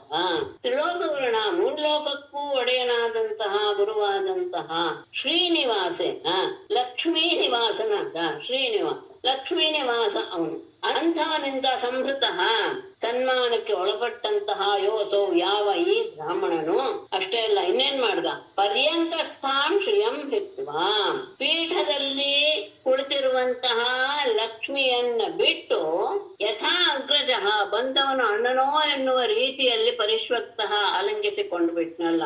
ಹಾಗಾಗಿ ಇವನು ಬಹಳ ಪುಣ್ಯವನ್ನೇ ಮಾಡಿರ್ಬೇಕು. ಎದ್ದು ಹೋಗಿ ತ್ರಿಲೋಕರು ಗುರು ಲಕ್ಷ್ಮೀ ನಿವಾಸ ಇಂತಹ ಕೃಷ್ಣ ಅವನಿಗೆ ಈ ರೀತಿಯಾಗಿ ಗೌರವವನ್ನು ತೋರಿಸಿಬಿಟ್ಟ. ಅಷ್ಟೇ ಅಲ್ಲ ಜೊತೆಯಲ್ಲಿ ಕುಳಿತಂತಹ ಲಕ್ಷ್ಮಿಯನ್ನ ಪೀಠದಲ್ಲಿ ಹಾಗೆ ಬಿಟ್ಟು ಇವನನ್ನ ಎದುರುಗೊಂಡ ಬಂದಂತವನು ಅಣ್ಣನೋ ಎನ್ನುವ ರೀತಿಯಲ್ಲಿ ಅವನನ್ನ ಅಲಂಕಿಸಿಕೊಂಡ. ಅದು ಬಹಳ ಅವರಿಗೆ ಆಶ್ಚರ್ಯವನ್ನು ಉಂಟು ಮಾಡಿಬಿಡಿತು. ಅದಾದ್ಮೇಲೆ ಕಥೆಯ ಚಕ್ರತು ಗಾಥಾ ಪೂರ್ವ ಗುರುಕುಲೇ ಸತೋ ಆತ್ಮನೋ ಲಲಿತಾ ರಾಜನ್ ಕರೋ ಗೃಹ್ಯ ಪರಸ್ಪರಂ ರಾಜನ್ ಪರಸ್ಪರಂ ಕರೋ ಗೃಹ್ಯ ಗೃಹೀತ್ವ ಅಂತ ಇರ್ಬೇಕು ಗೃಹ್ಯ ಅಂತ ಗೃಹ್ಯ ಗುರುಕುಲೇ ಸತೋಃ ಪೂರ್ವಾಃ ಆತ್ಮನಃ ಲಲಿತಾಃ ಗಾಥಾಃ ಕಥಯಾಂಚಕ್ರತು. ರಾಜನೇ ಪರಸ್ಪರಂ ಕರೋ ಗೃಹ್ಯ ಇಬ್ಬರು ಸಹ ಒಬ್ಬರ ಕೈಯಿಂದ ಇನ್ನೊಬ್ಬರು ಹಿಡಿದುಕೊಂಡು ಗುರುಕುಲೇ ಸತೋಹೋ ಗುರುಕುಲದಲ್ಲಿ ಇದ್ದಾಗ ಆತ್ಮನಃ ತಮ್ಮಿಬ್ಬರಿಗೆ ಸಂಬಂಧಪಟ್ಟಂತಹ ಲಲಿತಾಹ ಮಧುರವಾದಂತಹ ಪೂರ್ವಾಹ ಗಾಥಾಹ ಹಿಂದಿನ ಎಲ್ಲ ವೃತ್ತಾಂತಗಳನ್ನು ಕಥೆಗಳನ್ನು ಕಥೆಯ ಚಕ್ರತೋ ಬಹಳವಾಗಿ ಮಾತನಾಡಿದರು. ಇಬ್ಬರು ಪರಸ್ಪರ ಕೈ ಹಿಡ್ಕೊಂಡ್ರು.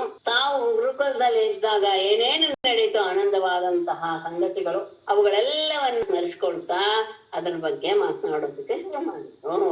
ಆಮೇಲೆ ಆತ ಪರಮಾತ್ಮ ಕೇಳ್ತಾನೆ, ಅಪಿ ಬ್ರಹ್ಮನ್ ಗುರುಕುಲಾತ್ ಭವತಾ ಲಬ್ಧ ದಕ್ಷಿಣಾತ್ ಸಮಾವೃತ್ತೇನ ಧರ್ಮಜ್ಞ ಭಾರ್ಯೋಡ ಸದೃಶಿ ನವಾ. ಬ್ರಹ್ಮನ್ ಗುರುಕುಲಾತ್ ಲಬ್ಧ ದಕ್ಷಿಣಾತ್ ಭವತಾ ಸಮಾವೃತ್ತೇನ ಭವತಾ ಧರ್ಮಜ್ಞ ಸದೃಶಿ ಭಾರ್ಯಾ ಊಢಾ ಅಪಿ ನವಾ. ಬ್ರಹ್ಮನ್ ಬ್ರಾಹ್ಮಣ ಶ್ರೇಷ್ಠನೇ ಗುರುಕುಲಾತ್ ಗುರುಕುಲದಿಂದ ಲಬ್ಧ ದಕ್ಷಿಣಾತ್ ಗುರು ದಕ್ಷಿಣೆಯನ್ನು ಕೊಟ್ಟು ಸಮಾವೃತ್ತೇನ ಅಂದ್ರೆ ವಿದ್ಯಾಭ್ಯಾಸವನ್ನೆಲ್ಲ ಮುಗಿಸಿದಂತಹ ಭವತ ನಿನ್ನಿಂದ ಧರ್ಮಜ್ಞ ಯಾಕೆ ಹೇಳ್ತಾ ಇದ್ದಾನೆ ಅಂದ್ರೆ ವಿದ್ಯೆ ಎಲ್ಲ ಆದ ಮೇಲೆ ಗೃಹಸ್ಥಾಶ್ರಮವನ್ನು ಸ್ವೀಕರಿಸಬೇಕು ಎನ್ನುವ ಧರ್ಮವನ್ನು ಅರಿತಿರುವಂತಹ ಸಂಬೋಧನೆಯಲ್ಲಿ ಹೇಳ್ತಾ ಇದ್ದಾನೆ. ಧರ್ಮವನ್ನು ಅರಿತಂತಹವನೇ ಸದೃಶಿ ಭಾರ್ಯ ಊಢ ನವ ಅಪಿ ನಿನಗೆ ಯೋಗ್ಯಳಾದಂತಹ ಪತ್ನಿಯನ್ನ ನೀನು ವರಿಸಿದೆಯಾ ಇಲ್ವಾ ಅಂತ. ಅಂದ್ರೆ ನೀನು ಗೃಹಸ್ಥನಾಗಿದೆಯಾ ಇಲ್ವಾ, ನೀನು ಗುರುಕುಲದಿಂದ ಹೊರಟ ಮೇಲೆ ಗುರುಗಳಿಗೆ ದಕ್ಷಿಣೆಯನ್ನೆಲ್ಲ ಕೊಟ್ಟು ವಿದ್ಯಾಭ್ಯಾಸವನ್ನು ಮುಗಿಸಿಕೊಂಡು ನೀನು ಹೊರಟ ಮೇಲೆ ಯೋಗ್ಯಳಾದಂತಹ ಪತ್ನಿಯನ್ನ ವಿವಾಹವನ್ನ ಮಾಡಿ ಪತ್ನಿಯನ್ನ ಮದುವೆಯಾದೆಯಾ.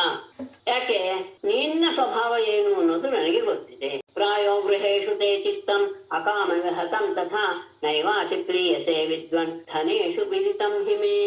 ವಿದ್ವನ್ ತೇ ಚಿತ್ತಂ ಅಕಾಮವಿಹತಂ ಪ್ರಾಯಃ ಗೃಹೇಶು ನ ಅತಿಪ್ರೀಯಸೆ ಏವ ತಥಾ ಧನೇಶು ನ ಅತಿಪ್ರೀಯಸೆ ಏವ ಮೇ ವಿದಿತಂ ಹಿ ವಿದ್ವನ್. ವಿದ್ವಾಂಸನೆ ತೇ ಚಿತ್ತಂ ನಿನ್ನ ಮನಸ್ಸು ಅಕಾಮ ವಿಹತಂ ನಿನಗೆ ಯಾವ ರೀತಿಯ ಕಾಮನೆ ಎನ್ನುವುದು ಸಹ ನಿನ್ನ ಮನಸ್ಸಿನಲ್ಲಿ ಇಲ್ಲ. ಅಕಾಮ ವಿಹತಂ ಕಾಮದಿಂದ ನೀನು ದೂರವಾಗಿರುವಂತಹವನು.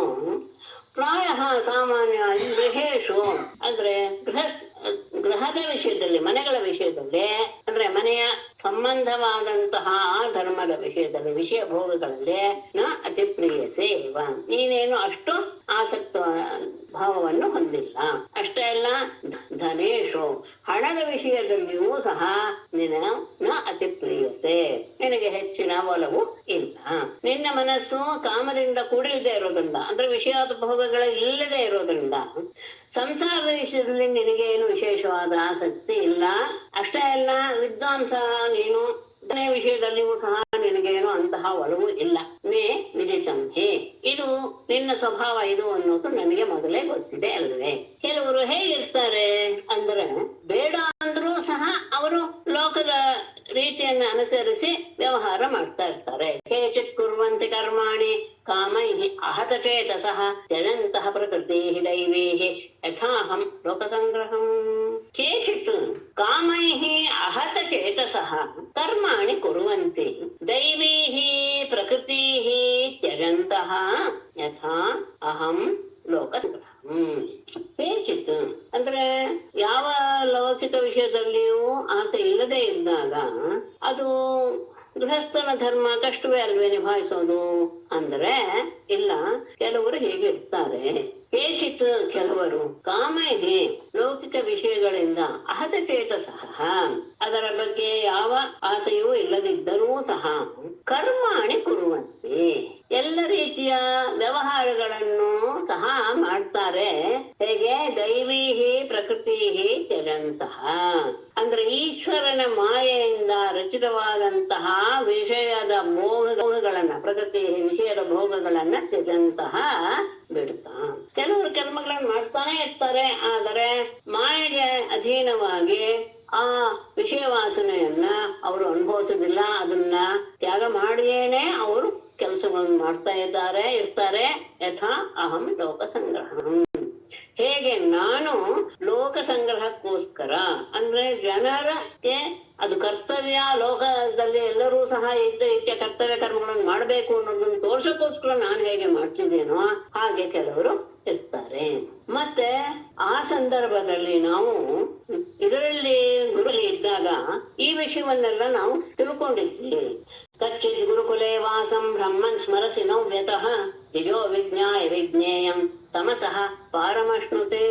ಬ್ರಹ್ಮನ್ ಗುರುಕುಲೇ ವಾಸಂ ಸ್ಮರಸಿ ಕಚ್ಚಿತ್ ಯತಃ ನೌ ದ್ವಿಜಃ ವಿಜ್ಞೇಯಂ ವಿಜ್ಞಾಯ ತಮಸಃ ಪಾರಂ ಅಶ್ನುತೆ. ಬ್ರಾಹ್ಮಣ ಶ್ರೇಷ್ಠನೇ, ಗುರುಕುಲೇ ವಾಸಂ ಸ್ಮರಸಿ ಕಚ್ಚ, ಗುರುಕುಲದಲ್ಲಿ ವಾಸ ಮಾಡಿರುವಂತಹ ಸಂದರ್ಭದಲ್ಲಿ ನಡೆದ ವಿಷಯವನ್ನ ಸ್ಮರಿಸ್ತೀಯ ಅಲ್ವೇ?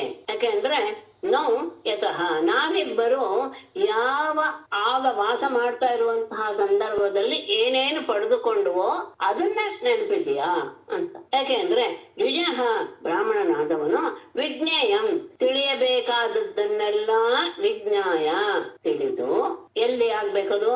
ಗುರುಕುಲದಲ್ಲಿ ಆಗ್ಬೇಕಾದದ್ದು. ಅದನ್ನ ನಾವಿಬ್ಬರು ಈಗ ನೆನಪಿಸ್ಕೊಳ್ಬೇಕಾಗಿದೆ ಅಲ್ವೇ? ಅವಾಗ ನಡೆದಂತಹ ವಿಷಯವನ್ನ ಈಗ ನೀವು ಸ್ಮರಿಸ್ತೀಯಾ? ಅಂದ್ರೆ ಬ್ರಾಹ್ಮಣನಾದವನು ತಿಳಿಯಬೇಕಾದದ್ದ ವಿಷಯವನ್ನೆಲ್ಲ ತಿಳಿದು ತಮಸಃ ಪಾರಮಶ್ನುತೆ, ಅಜ್ಞಾನದ ಗಡಿಯನ್ನ ದಾಟಿ ಮುಂದೆ ಹೋಗ್ತಾನೆ. ಲೋಕದಲ್ಲಿ ಇರುವುದು ಅಜ್ಞಾನಿಗಳ ಸ್ವಭಾವ. ಅದನ್ನ ದಾಟಬೇಕಾದಾಗ ಬ್ರಾಹ್ಮಣನಾದವನು ಯಾವುದನ್ನು ತಿಳ್ಕೋಬೇಕೋ ಅದನ್ನ ತಿಳಿದ ಮೇಲೆ ಆ ಅಜ್ಞಾನದಿಂದ ಅವನು ದೂರವಾಗಿ ಮುಂದೆ ಹೋಗ್ತಾನೆ. ಅದನ್ನ ನಾವು ಗುರುಕುಲದಲ್ಲಿದ್ದಾಗ ಈ ರೀತಿಯಾದಂತಹ ವಿಷಯಗಳನ್ನೆಲ್ಲ ನಾವಿಬ್ರು ಅರಿತಿದ್ವಿ ಅಂತ ಹೇಳಿ, ಆತ್ಮಜ್ಞಾನವನ್ನು ಉಂಟು ಮಾಡುವಂತಹ ಗುರು ಅತ್ಯಂತ ಶ್ರೇಷ್ಠರಾದವರು. ಅಂತಹ ಆ ಜ್ಞಾನವನ್ನು ತಿಳಿಸಿಕೊಡುವಂತಹವರು ಮನುಷ್ಯನ ಜೀವನದಲ್ಲಿ 3 ಗುರುಗಳಿರ್ತಾರೆ ಅಂತ ಇದರಲ್ಲಿ ಸ್ವಲ್ಪ ಇದಾಗೆ ಹೇಳಿದ್ದಾರೆ. ಆದಷ್ಟು ತಿಳಿಸಕ್ ಪ್ರಯತ್ನ ಮಾಡ್ತೇನೆ. ಸವೈ ಸತ್ಕರ್ಮ ಅಂತ 3 ರೀತಿಯ ಗುರುಗಳು, ಅದರಲ್ಲಿ ಪರಮಗುರು ನಾನೇನೆ ಅನ್ನೋದನ್ನ ತಿಳಿಸ್ತಾ ಇದ್ದಾನೆ ಪರಮಾತ್ಮ. ಸವೈ ಸತ್ಕರ್ಮಣಾಂ ಸಾಕ್ಷಾತ್ ವಿಜಾತೆ ಇಹ ಸಂಭವ ಆದ್ಯೋಂಗ ಯತ್ರ ಆಶ್ರಮಿಣಾಂ ಯಥಾಹಂ ಜ್ಞಾನದೋ ಗುರುಃ. ಇಹ ಸಂಭವ ಆದ್ಯ ಅಂಗ ಮಗತೊಳೆ ಅಂಗ ಇಹ ಸಂಭವ ಆದ್ಯ ದ್ವಿಜಾತೆ ಸತ್ಕರ್ಮಣಾಂ ಸಾಕ್ಷಾತ್ ಸಂಭವ ಆಶ್ರಮಿಣಾಂ ಸಹ ಆಶ್ರಮಿಣಾಂ ಜ್ಞಾನದಃ ಗುರುಃ ಯಥಾ ಅಹಂ. ಸ್ವಲ್ಪ ಇಲ್ಲಿ ಅನ್ವಯ ತುಂಬಾ ಕ್ಲಿಷ್ಟವಾಗಿ ಅನ್ನಿಸ್ತಾ ಇದೆ ನನಗೆ. ಅಂಗ ಮಧ್ಯ ತಗೊಂಡು ಅನ್ಕೋತೀನಿ. ಅಂಗ ಎಲ್ಲ ತಗೊಳ್ಳಿ, ಪೂಜ್ಯನೆ ಅಂದ್ರೆ ಅವನಿಗೆ ಹೇಳೋದು, ಕುಚೇಲನಿಗೆ ಹೇಳುದು ಪರಮಾತ್ಮ. ಇಹ ಸಂಭವ, ಈ ಲೋಕದಲ್ಲಿ ಉಂಟಾಗುವಿಕೆ ಅಂದ್ರೆ ದೇಹವನ್ನ ಮೊದಲು ಕೊಡುವಂತಹ ಇದಾನಲ್ಲ ಸಹ ಆದ್ಯ ಅಂದ್ರೆ ತಂದೆ ಅಂತ. ಈ ದೇಹ ಹೊರಬರೋದಕ್ಕೆ ಮೂಲ ಕಾರಣನಾದಂತಹ ತಂದೆ ಮೊದಲನೆಯ ಗುರು. ಅದಾದ್ಮೇಲೆ ದ್ವಿಜಾತೇಹೇ ಅಂದ್ರೆ ಬ್ರಾಹ್ಮಣನಾಗಿ, ದ್ವಿಜ ಅಂದ್ರೆ ಉಪನಯನವಾದಂತಹ ಸಂಸ್ಕಾರವಾದ ಮೇಲೆ ಸತ್ಕರ್ಮಣ ಎಲ್ಲ ರೀತಿಯ ಏನು ಲೋಕದ ಅಂದ್ರೆ ಒಳ್ಳೊಳ್ಳೆಯ ಕಾರ್ಯಗಳಿಗೆ ಸಾಕ್ಷಾತ್ ಸಂಭವ, ಇನ್ನೊಬ್ಬ ಆತನಿಂದ ಉಂಟಾಗುವಂತಹವನು ಅಂದ್ರೆ ಉಪನಯನವನ್ನ ಮಾಡಿ ಶಿಷ್ಯನನ್ನಾಗಿ ಪಡೆಯುವಂತಹ ಇನ್ನೊಬ್ಬ ಗುರು, ಆತ ಪಾಠ ಹೇಳುವಂತಹ ಗುರು. ಯತ್ರ ಆಶ್ರಮೇಣ ಜ್ಞಾನದಃ ಗುರು ಅಹಂ.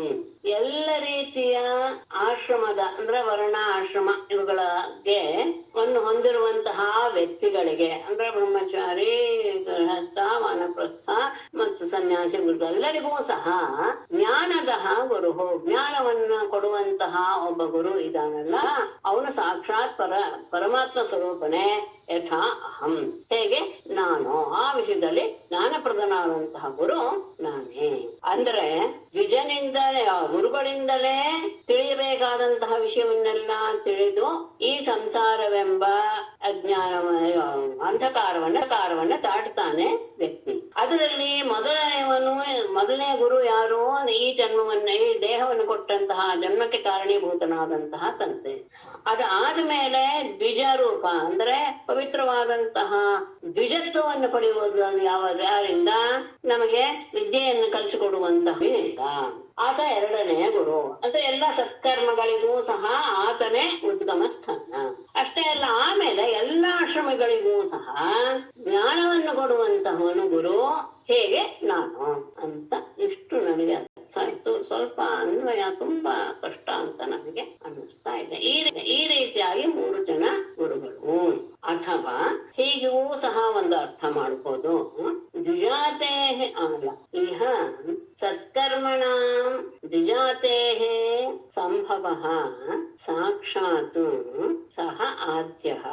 ಈಗ 3 ರೀತಿಯ ಗುರುಗಳನ್ನ ಇಲ್ಲಿ ಹೇಳಿದ್ದಾರೆ ಅಂತ ಶ್ರೀಧರಿಯದವರು ಹಾಗೆ ಅವರು ಉಪಕ್ರಮ ಮಾಡಿಕೊಂಡಿದ್ದಾರೆ. ಹಾಗಾಗಿ ಇಲ್ಲಿ ಮೊದಲು ದೇಹದ ಮೂಲಕ ಜನ್ಮ ತಾಳಿರುವಂತಹ ಕಾರಣೀಭೂತನಾದಂತಹ ತಂದೆ ಮೊದಲನೆಯ ಗುರು.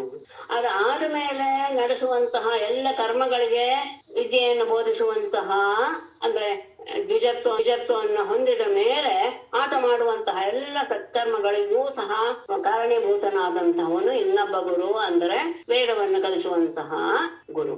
ಆತ ಎರಡನೆಯವನು. ಆಮೇಲೆ ಬ್ರಹ್ಮವಿದ್ಯೆಯನ್ನು ಕೊಡುವಂತಹ ಎಲ್ಲ ಆಶ್ರಮದವರಿಗೂ ಸಹ ಬ್ರಹ್ಮವಿದ್ಯೆಯನ್ನ ಜ್ಞಾನವನ್ನು ಕೊಡುವಂತಹವನು ಅವನು ಸಾಕ್ಷಿ ಅಂದ್ರೆ ತಂದೆ, ಲೌಕಿಕ ಗುರು, ಆಮೇಲೆ ಪರಮಾತ್ಮ. ಹೀಗೆ 3 ಗುರುಗಳು. ಯಾಕೆಂದ್ರೆ ನನ್ನರ್ಥ ಕೋವಿದ ಬ್ರಹ್ಮನ್ ವರ್ಣಾಶ್ರಮವತಾಮಿಹ ಯೇ ಮಯಾ ಗುರುಣಾ ವಾಚ ತರಂತಿ ಅಂಜೋ ಭವಾರ್ಣವಂ. ಬ್ರಹ್ಮನ್ ವರ್ಣಾಶ್ರಮವತಾಂ ಇಹ ಮಯಾ ಯೇ ಮಯಾ ಗುರುಣಾ ವಾಚ ಅಂಜಃ ಭವಾರ್ಣವಂ ತರಂತಿ ತೇ ಅರ್ಥಕೋವಿದಾಹ ನನು. ಬ್ರಾಹ್ಮಣ ಶ್ರೇಷ್ಠನೇ, ವರ್ಣಾಶ್ರಮವತಾಂ ವರ್ಣ ಮತ್ತು ಆಶ್ರಮವನ್ನು ಹೊಂದಿರುವಂತಹ ಇಹ ಈ ಮನುಷ್ಯ ಜನ್ಮವನ್ನು ಹೊಂದಿರುವಂತ ವ್ಯಕ್ತಿಯಲ್ಲಿ ಯಾರು ಮಯಾ ಗುರುಣ ಗುರುವಾದ ನನ್ನಿಂದ ವಾಚ ನನ್ನ ಉಪದೇಶದ ಮೂಲಕ ಅಂಜಹ ಅನಾಯಾಸವಾಗಿ ಭವಾರ್ಣವಂ ತರಂತಿ ಈ ಭವಸಾಗರವನ್ನ ದಾಟ್ತಾರೋ ನಿಜವಾಗಿಯೂ ಅವರೇ ಅರ್ಥಕೋವಿದಾಹ ನನು. ಅವರೇ ನಿಜವಾಗಿ ಬುದ್ಧಿಶಾಲಿಗಳಲ್ಲದೆ. ಯಾಕೆಂದ್ರೆ ಜ್ಞಾನವನ್ನು ಕೊಡುವಂತಹ ಗುರು ನಾನೇನೆ. ಹಾಗಾಗಿ ಮನುಷ್ಯ ಜನ್ಮದಲ್ಲಿರುವಂತಹ ಇವರು ವರ್ಣಕ್ಕೆ ಆಶ್ರಮಕ್ಕೆ ಅನುಸಾರವಾಗಿ ಇದ್ದುಕೊಂಡು ಗುರುವಾದಂತಹ ನನ್ನಿಂದ ಮತ್ತು ನನ್ನ ಮಾತಿನಿಂದ ಬಹಳ ಮಾತಿನಿಂದ ಅಂದ್ರೆ ನಾನು ಹೇಳಿದ ಧರ್ಮಶಾಸ್ತ್ರದ ಉಪದೇಶದ ರೂಪದಿಂದ ಬಹಳ ಅನಾಯಾಸವಾಗಿ ಈ ಸಂಸಾರ ಸಾಗರವನ್ನ ದಾಟಿ ಬಿಡ್ತಾರೆ. ನಿಜವಾಗಲೂ ಅವರೇ ಅತ್ಯಂತ ಬುದ್ಧಿಶಾಲಿಗಳು. ನಾಹಮಿದ್ಯಾ ವಿಜಾತಿಭ್ಯಾಂ ತಪಸಾ ಉಪಶಮೇನ ವಾ ತುಷ್ಯೇಯಂ ಸರ್ವಭೂತಾತ್ಮ ಗುರು ಶುಶ್ರೂಷೆಯ ಯಥಾ. ಹಾಗಾಗಿ ನಾನು ಗುರುವಿನ ಶುಶ್ರೂಷೆಯಿಂದ ಎಷ್ಟು ಸಂತೋಷ ಪಡ್ತೇನೋ ಉಳಿದ ಯಾವುದರಿಂದಲೂ ಅಷ್ಟು ಸಂತೋಷ ನನಗೆ ಆಗೋದಿಲ್ಲ. ಸರ್ವಭೂತಾತ್ಮ ಅಹಂ ಯಥಾ ಗುರು ಶುಶ್ರೂಷೆಯ ತುಷ್ಯೇಯಂ ತಥಾ ಇಜ್ಯಾ ಪ್ರಜಾತಿಭ್ಯಾಂ ತಪಸಾ ಉಪಶಮಯನ ವಾ ನ. ಸರ್ವಭೂತಾತ್ಮ ಎಲ್ಲ ಜೀವಿಗಳಲ್ಲಿಯೂ ಅಂತರ್ಯಾಮಿಯಾಗಿರುವಂತಹ ಅಹಂ ನಾನು ಯಥಾ ಯಾವ ರೀತಿಯಲ್ಲಿ ಗುರು ಶುಶ್ರೂಷೆಯ ಗುರುಗಳ ಸೇವೆಯಿಂದ ತುಷ್ಯೇಯಂ ಸಂತೋಷ ಪಡ್ತೇನೋ ತಥಾ ಹಾಗೆ ಇಜ್ಯಾ ಪ್ರಜಾತಿಭ್ಯಾಂ. ಇಜ್ಯಾ ಅಂದ್ರೆ ಗೃಹಸ್ಥರ ಧರ್ಮ, ಪ್ರಜಾತಿ ಅಂದ್ರೆ ಪ್ರಕೃಷ್ಟವಾದಂತಹ ಜನ್ಮ ಅಂದ್ರೆ ದ್ವಿಜರಿಗೆ ಎರಡನೇ ಜನ್ಮ ಅಂದ್ರೆ ಇದು ಬ್ರಹ್ಮಚಾರಿ ಧರ್ಮ. ಇವುಗಳಿಂದಲ ಅಂದ್ರೆ ಅವನು ಗೃಹಸ್ಥ ಧರ್ಮವನ್ನು ಪಾಲಿಸೋದ್ರಿಂದಲಾಗಲಿ ಬ್ರಹ್ಮಚರ್ಯ ಧರ್ಮವನ್ನು ಪಾಲಿಸೋದ್ರಿಂದಲಾಗಲಿ ಅಥವಾ ತಪಸ ವಾನಪ್ರಸ್ಥವನ್ನ ಆಶ್ರಯಿಸಿದ್ದಾಗಲೇ ಉಪಶಮಯನ ಸನ್ಯಾಸವನ್ನ ಸ್ವೀಕರಿಸಿ ಆ ರೀತಿಯಾಗಿ ನನ್ನನ್ನು ಆರೋಧಿಸಿದ್ದಾಗಲೇ ನಾನು ಅಷ್ಟು ಆನಂದವನ್ನು ಹೊಂದೋದಿಲ್ಲ, ಅಷ್ಟು ತೃಪ್ತಿಯನ್ನು ಹೊಂದೋದಿಲ್ಲ. ಎಲ್ಲರ ಹೃದಯದಲ್ಲಿ ನಾನು ಅಂತರ್ಯಾಮಿಯಾಗಿರುವಂಥವನು. ಅವನು ನಾನು ಸದ್ಗುರುಗಳಿಗೆ ಯಾರು ಸೇವೆ ಮಾಡ್ತಾರೋ ಅವರು ಮಾಡುವ ಆ ಸೇವೆಯಿಂದ ಬಹಳ ಸಂತೋಷ ಪಡ್ತೇನೆ.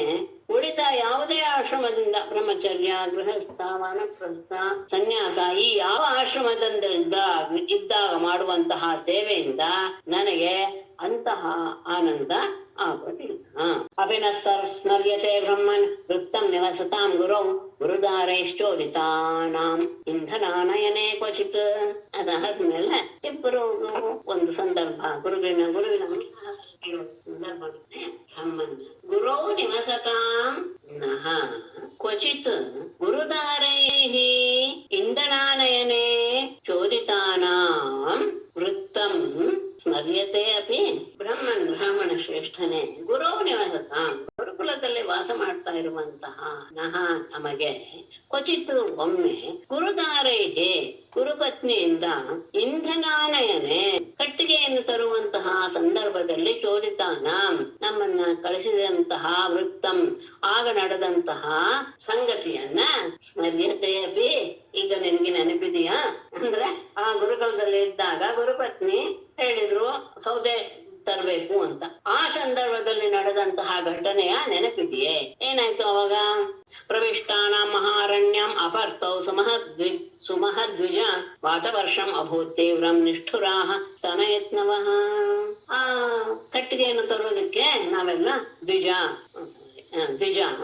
ಅಪರ್ತೌ ಸುಮಹದ್ ಮಹಾರಣ್ಯಂ ಪ್ರವಿಷ್ಟಾನಾಂ ನಿಷ್ಠುರಾಹ ಸ್ತನಯತ್ನವಃ ತೀವ್ರಂ ವಾತವರ್ಷಂ ಅಭೂತ್. ದ್ವಿಜ ಬ್ರಾಹ್ಮಣನೇ ಅಪರ್ತೌ ಅಕಾಲದಲ್ಲಿ ಅಂದ್ರೆ ಮಳೆಗಾಲದಲ್ಲಿ ಇಂಧನ ತರೋದು ಅನ್ನೋದು ಕಟ್ಟಿಗೆ ತರೋದು ಅನ್ನೋದು ಅಕಾಲ. ಅಂತಹ ಅಕಾಲದಲ್ಲಿ ಸುಮಹತ್ ದೊಡ್ಡ ಮಹಾರಣ್ಯಂ ಅರಣ್ಯವನ್ನ ಪ್ರವಿಷ್ಟಾನಾಂ ಪ್ರವೇಶ ಮಾಡಿದಂತಹ ನಮಗೆ ನಿಷ್ಠುರಾಹ ಅತ್ಯಂತ ಕಠಿಣವಾದಂತಹ ಸ್ತನಯತ್ನವ ಗುಡುಗುಗಳಿಂದ ಕೂಡಿದಂತಹ ತೀವ್ರಂ ವಾತವರ್ಷಂ ಬಹಳ ಭಯಂಕರವಾದಂತಹ ಮಳೆ ಗಾಳಿ ಎಲ್ಲವೂ ಸಹ ಅಭೂತು ಉಂಟು. ಆ ಸೌದೆ ತರೋದಕ್ಕೆ ಅದು ಅಕಾಲವಾಗಿತ್ತು. ಅಂತಹ ಸಂದರ್ಭದಲ್ಲಿ ನಾವು ದೊಡ್ಡ ಅರಣ್ಯಕ್ಕೆ ಹೋದಾಗ ಅಲ್ಲಿ ಬಿರುಗಾಳಿ ಜೊತೆಗೆ ಮಳೆ ಬಂತು. ಕಠೋರವಾಗಿ ಗುಡುಗು ಸಿಡಿಲುಗಳೆಲ್ಲವೂ ಸಹ ಕೇಳಿಸ್ತಾ ಇತ್ತು. ಅಷ್ಟೇ ಅಲ್ಲ, ಸೂರ್ಯಶ್ಚಾಸ್ತಂಗತಸ್ತಾವತ್ ತಮಸಾಚಾವೃತ ದಿಶಃ ನಿಮ್ನಂ ಕೂಲಂ ಜಲಮಯಂ ನ ಪ್ರಾಜ್ಞಾಯತ ಕಿಂಚನ. ತಾವತ್ ಸೂರ್ಯಃ ಚ ಅಸ್ತಂಗತಃ ದಿಶಃ ತಮಸಾ ಚ ಆವೃತಾಃ ನಿಮ್ನಂ ಕೂಲಂ ಜಲಮಯಂ ಕಿಂಚನ ನ ಪ್ರಾಜ್ಞಾಯತಃ. ತಾವತ್ ಅಷ್ಟರಲ್ಲಿ ಸೂರ್ಯನು ಸಹ ಸ್ತಂಗತಃ ಮುಳುಗಿ ಹೋದ. ದಿಶಃ ಎಲ್ಲ ದಿಕ್ಕುಗಳು ಸಹ ತಮಸಾ ಚ ಆವೃತಾಃ ಕತ್ತಲೆಯಿಂದ ವ್ಯಾಪಿಸಿ ಬಿಟ್ಟವು.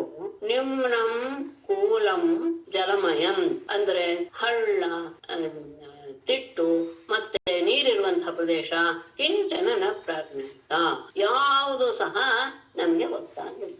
ಎಲ್ಲ ಕಡೆ ನೀರು ತುಂಬ್ಕೊಂಡ್ಬಿಟ್ಟಿದೆ.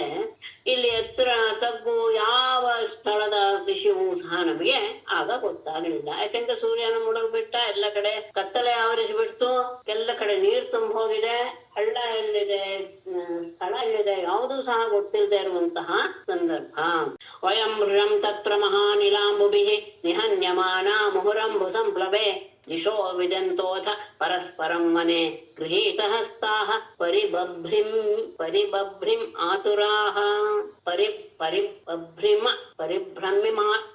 ಪರಿಬಭ್ರಿಮ ಆತುರಾಃ ತತ್ರ ಮಹಾನಿಲಾಂಬುಭಿಃ ಮುಹುಃ ಅಂಬು ಸಂಪ್ಲವೆ ನಿಹನ್ಯಮಾನಾಃ ವಯಂ ವೃಷಂ ಅಂಬು ಸಂಪ್ಲವೆ ಮುಹುಃ ಅಂಬುಲ ಸಂಪ್ಲವೆ ವಯಂ ವೃಷಂ ನಿಹನ್ಯಮಾನಾಃ ಅಥ ದಿಶಃ ಅವಿದಂತಃ ವನೆ ಪರಸ್ಪರಂ ಗೀತಹಸ್ತಾಃ ಆತುರಾಃ ಪರಿಬಭ್ರಿಮ.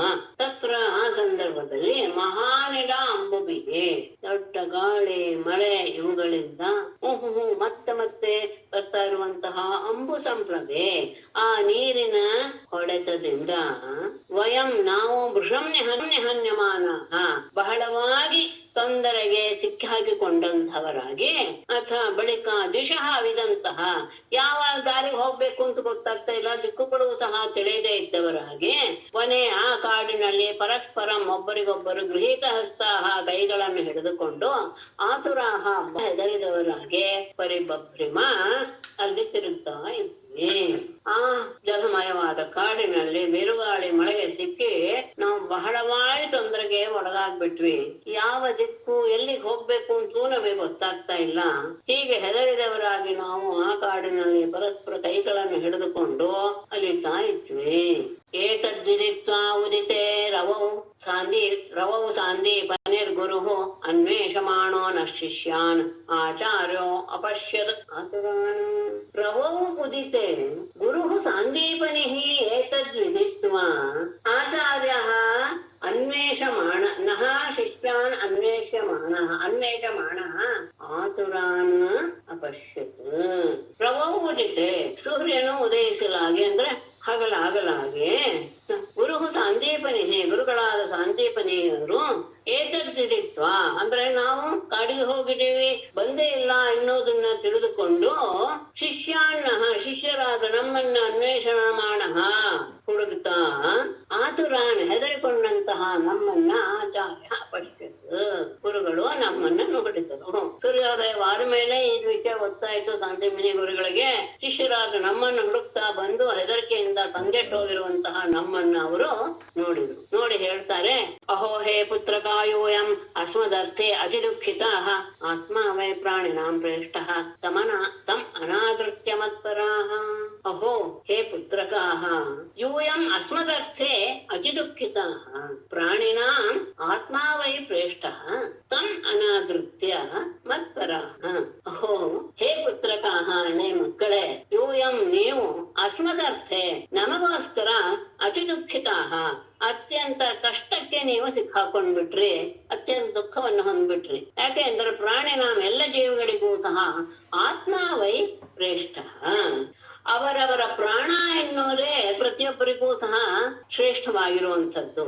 ತಮ್ಮ ಅನಾಗತ್ಯ ಅದನ್ನ ನೀವು ಪರಿಗಣಿಸದೆ ಮತ್ಪರಾಹ ನನಗೋಸ್ಕರ ನೀವು ಇಷ್ಟೆಲ್ಲ ಸಂಕಟ ಪಟ್ರಿ, ಇಷ್ಟು ದುಃಖವನ್ನ ಅನುಭವಿಸಿದ್ರಿ, ಇದು ಸರಿಯಲ್ಲ. ಯಾಕೆ ಅಂದ್ರೆ ಎಲ್ಲ ಪ್ರಾಣಿಗಳಿಗೂ ತಮ್ಮ ಪ್ರಾಣ ಉಳಿಸ್ಕೊಳ್ಳೋದೇ ಶ್ರೇಷ್ಠವಾಗಿರುತ್ತೆ. ಹಾಗಿರುವಾಗ ನೀವು ನನಗೋಸ್ಕರ ಈ ರೀತಿಯಾದಂತಹ ಕಷ್ಟಕ್ಕೆ ಸಿಲುಕೊಂಡ್ಬಿಟ್ರೆ ನಿಜವಾಗ್ಲೂ ನೀವು ಮಾಡಿದ್ದು ಬಹಳ ಶ್ರೇಷ್ಠ. ಏತದೇವ ಹಿ ಸಚ್ಚಿಕ್ಷೈಃ ಕರ್ತವ್ಯಂ ಗುರು ನಿಷ್ಕೃತಂ ಯದ್ವೈ ವಿಶುದ್ಧ ಭಾವೇನ ಸರ್ವಾರ್ಥಾತ್ಮಾರ್ಪಣಂ ಗುರು ನಿಷ್ಕೃತಂ ಏತದೇವ ಹಿ ಸಚ್ಚಿಷ್ಯೈಃ ಕರ್ತವ್ಯಂ ಯತ್ ವಿಶುದ್ಧ ಭಾವೇನ ಗುರು ಸರ್ವಾರ್ಥಾತ್ಮಾರ್ಪಣಂ ವೈ. ಗುರು ನಿಷ್ಕೃತಂ ಗುರುವಿಗೆ ಆ ಋಣವನ್ನ ತೀರಿಸುವುದು ಅನ್ನೋದಿದೆಯಲ್ಲ, ಏತದೇವತೆ ಇದೇ ಸರಿಯಾದ ರೀತಿ. ಗುರುವು ನಮಗೆ ಕೊಟ್ಟಂತಹ ವಿದ್ಯೆಗೆ ಅವರ ಋಣವನ್ನು ತೀರಿಸೋದು ಅನ್ನೋದು ಇದೇನೆ ಸಚ್ಚಿಷ್ಯೈಹಿ ಕರ್ತವ್ಯ. ಅತ್ಯಂತ ಉತ್ತಮರಾದಂತಹ ಶಿಷ್ಯರು ಮಾಡುವಂತಹ ಕರ್ತವ್ಯವೇ ಇದು.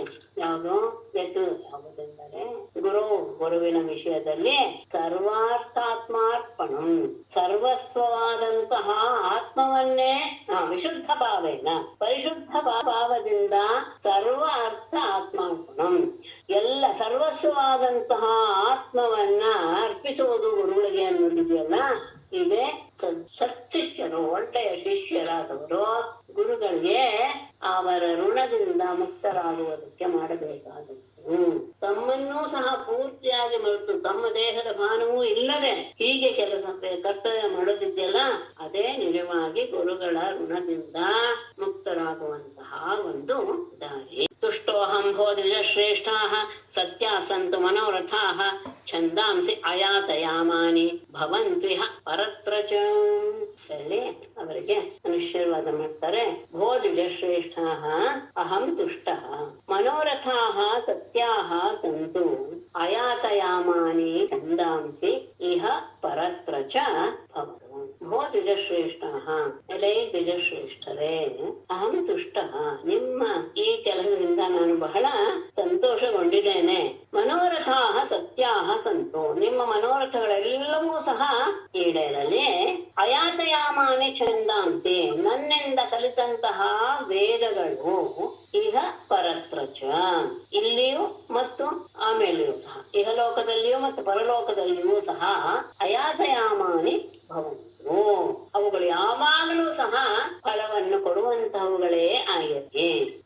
ಯಾತಯಾಮ ಅಂತ ಹೇಳಿದ್ರೆ ಒಂದು ಯಾಮ ಕಳೆದ ಮೇಲೆ ಆ ವಸ್ತು ಉಪಯೋಗಕ್ಕೆ ಬರದೇ ಇರುವಂತದ್ದಾಗಿ ಬಿಡುತ್ತೆ. ಕೆಲವು ಒಂದು ದಿನ ಅಥವಾ ಕೆಲವು ಒಂದು ಅಷ್ಟು ವರ್ಷಗಳು, ಎಲ್ಲವೂ ಸಹ ಏನಾಗ್ಬಿಡುತ್ತೆ, ಅವುಗಳು ತಮ್ಮ ತಮ್ಮ ಶಕ್ತಿಯನ್ನು ಕಳ್ಕೊಂಡ್ ಬಿಡುತ್ತೆ. ಆದರೆ ವೇದಗಳು ಮಾತ್ರ ತಮ್ಮ ಸತ್ವವನ್ನ ಯಾವಾಗಲೂ ಕಳೆದುಕೊಳ್ಳೋದಿಲ್ಲ. ಅವುಗಳು ಅಯಾತಯಾಮಗಳು, ಸಾರವತ್ತಾಗಿಯೇ ಇರುತ್ತೆ. ಹಾಗೆ ಆಗಿರ್ಲಿ, ನನ್ನಿಂದ ಕಲಿತಂತಹ ವೇದಗಳು ನಿಮಗೆ ಯಾವಾಗಲೂ ಸಹ ಸಾರವತ್ತಾಗಿ ಇದ್ದು ಈ ಲೋಕದಲ್ಲಿಯೂ ಪರಲೋಕದಲ್ಲಿಯೂ ಸಹ ಒಳ್ಳೆಯ ಫಲವನ್ನ ಕೊಡಲಿ. ಇತ್ತಮಿದಾನ್ಯನೇಕಾನಿ ವಸತಾಂ ಗುರುವೇಶ್ಮಸು ಗುರೋಃ ಅನುಗ್ರಹೇಣೈವ ಪುಮಾನ್ ಪೂರ್ಣಃ ಪ್ರಶಾಂತಯೇ. ಇತ್ತಮಿದಾನಿ ಗುರುವೇಶ್ಮಸು ವಸತಾಂ ಅನೇಕಾನಿ ಗುರೋಃ ಅನುಗ್ರಹೇಣ ಏವ ಪುಮಾನ್ ಪೂರ್ಣಃ ಪ್ರಶಾಂತಯೇ. ಇತ್ತಮಿದಾನಿ, ಈ ರೀತಿಯ ಗುರುವೇಶ್ಮಸು ವಸತಾಂ, ಗುರುಕುಲದಲ್ಲಿ ವಾಸ ಮಾಡ್ತಾ ಇರುವಂತಹ ನಮಗೆ ಅನೇಕ ಘಟನೆಗಳು ಈ ರೀತಿಯಾದದ್ದು ನಡೆದು ಹೋದವು. ಗುರೋಃ ಅನುಗ್ರಹೇಣ, ಗುರುವಿನ ಅನುಗ್ರಹದಿಂದಲೇ ಪುಮಾನ್, ಮನುಷ್ಯನು ಪೂರ್ಣಃ ಪರಿಪೂರ್ಣನಾಗ್ತಾನೆ. ಎಲ್ಲ ಪ್ರಶಾಂತೆಯೇ, ಶಾಂತಿಯ ಜೀವನವನ್ನು ನಡೆಸೋದಕ್ಕೂ ಸಹ ಅವನು ಅಧಿಕಾರಿ ಆಗ್ತಾನೆ. ಈ ರೀತಿ ಅನೇಕ ಘಟನೆಗಳು ನಾವು ಗುರುಕುಲದಿದ್ದಾಗ ನಡೆದು ಹೋದವು. ಅತ್ಯಂತ ಉತ್ತಮರಾದಂತಹ ಗುರುವಿನ ಅನುಗ್ರಹದಿಂದಲೇ ಒಬ್ಬ ಮನುಷ್ಯ ಪರಿಪೂರ್ಣನಾಗೋದಕ್ಕೆ ಸಾಧ್ಯ. ಶಾಂತಿಯ ಜೀವನವನ್ನು ನಡೆಸೋದಕ್ಕೂ ಸಹ ಅವನು ಸಮರ್ಥನಾಗ್ತಾನೆ. ಬ್ರಾಹ್ಮಣ ವಾಚ ಯಮಸ್ಮಾಭಿಃ ಅನಿರ್ವೃತ್ತಂ ದೇವದೇವ ಜಗದ್ಗುರೋ ಭವತಾ ಸತ್ಯಕಾಮೇನ ಯೇಷಾಂ ವಾಸೋ ಗುರೌ ಅಭೂತ್. ಆಗ ಬ್ರಾಹ್ಮಣ ಕುಚೇಲ ಹೇಳ್ತಾನೆ ಕೃಷ್ಣನಿಗೆ, ದೇವದೇವ ಜಗದ್ಗುರು ಸತ್ಯಕಾಮೇನ ಭವತಾ ಗುರೌ ಯೇಷಾಂ ವಾಸಃ ಅಭೂತ್ ಅಸ್ಮಾಭಿಃ ಅನಿರ್ವೃತ್ತಂ ಕಿಂ. ದೇವದೇವ, ದೇವತೆಗಳಿಗೆಲ್ಲ ಒಡೆಯನಾದ ಜಗದ್ಗುರು, ಜಗತ್ತಿಗೆ ಗುರುವಾದ ಕೃಷ್ಣನೇ, ಸತ್ಯಕಾಮೇನ, ಸತ್ಯ ಸಂಕಲ್ಪನಂತಹ ಭವತಾ ನಿನ್ನೊಡನೆ, ಗುರು ಗುರುಕುಲದಲ್ಲಿ, ಯೇಷಾಂ ವಾಸಃ ಅಭೂತ್, ಯಾರ ವಾಸವು ಆಯ್ತು, ನೀನು ಪರಮಾತ್ಮ ಸತ್ಯ ಸಂಕಲ್ಪ ಅಂತಹ ನಿನ್ನ ಜೊತೆಗೆ ಯಾರು ಗುರುಕುಲದಲ್ಲಿ ವಾಸ ಮಾಡಿದರೋ, ಅಸ್ಮಾಭಿಃ ಅಂತಹ ನಮ್ಮಿಂದ, ಅನಿರ್ವೃತ್ತಂ ಕಿಂ ಸಂಪಾದಿಸದೇ ಇರುವುದು ಏನಿದೆ ಅಂದ್ರೆ ಎಲ್ಲವೂ ಸಿಕ್ಬಿಟ್ಟಿದೆ. ಯಾಕಂದ್ರೆ ನಿನ್ ಜೊತೆ ವಾಸ ಮಾಡಿದ್ದೇವೆ ಅಂದ ಮೇಲೆ ಅದು ಪ್ರತಿಯೊಂದು ಸೌಭಾಗ್ಯವೂ ನಮಗೆ ಸಿಕ್ಕೇ ಇದೆ. ಅದು ಸಂಪಾದಿಸದೇ ಇರೋದು ಯಾವುದೂ ಇಲ್ಲ, ಎಲ್ಲವನ್ನೂ ಸಹ ನಾವು ಸಂಪಾದಿಸಿ ಬಿಟ್ಟಿದ್ದೀವಿ. ಯಾಕೆ? ಯಶ್ಚಂದೋಮಯಂ ಬ್ರಹ್ಮ ದೇಹ ಆವಪನಂ ವಿಭೋ ಶ್ರೇಯಸಾಂ ತಸ್ಯ ಗುರುಷು ವಾಸಃ ಅತ್ಯಂತ ವಿಡಂಬನಂ. ವಿಭೋ ಯಸ್ಯ ದೇಹಃ ಛಂದೋಮಯಂ ಬ್ರಹ್ಮ ಶ್ರೇಯಸಾಂ ಆವಪನಂ ತಸ್ಯ ಗುರುಷು ವಾಸಃ ಅತ್ಯಂತ ವಿಡಂಬನಂ. ವಿಭೋ ಪರಮಾತ್ಮನೆ, ಯಸ್ಯ ದೇಹ, ಯಾವ ನಿನ್ನ ದೇಹವು ಛಂದೋಮಯಂ ಬ್ರಹ್ಮ, ಛಂದೋಮಯವಾದಂತಹ ವೇದವೇ ಆಗಿದೆ. ಅಷ್ಟೇ ಅಲ್ಲ, ಶ್ರೇಯಸಾಂ ಆವಪನಂ, ಎಲ್ಲ ಶ್ರೇಯಸ್ಸುಗಳಿಗೂ ಸಹ ಉದ್ಭವ ಸ್ಥಾನವೂ ಆಗಿದೆ.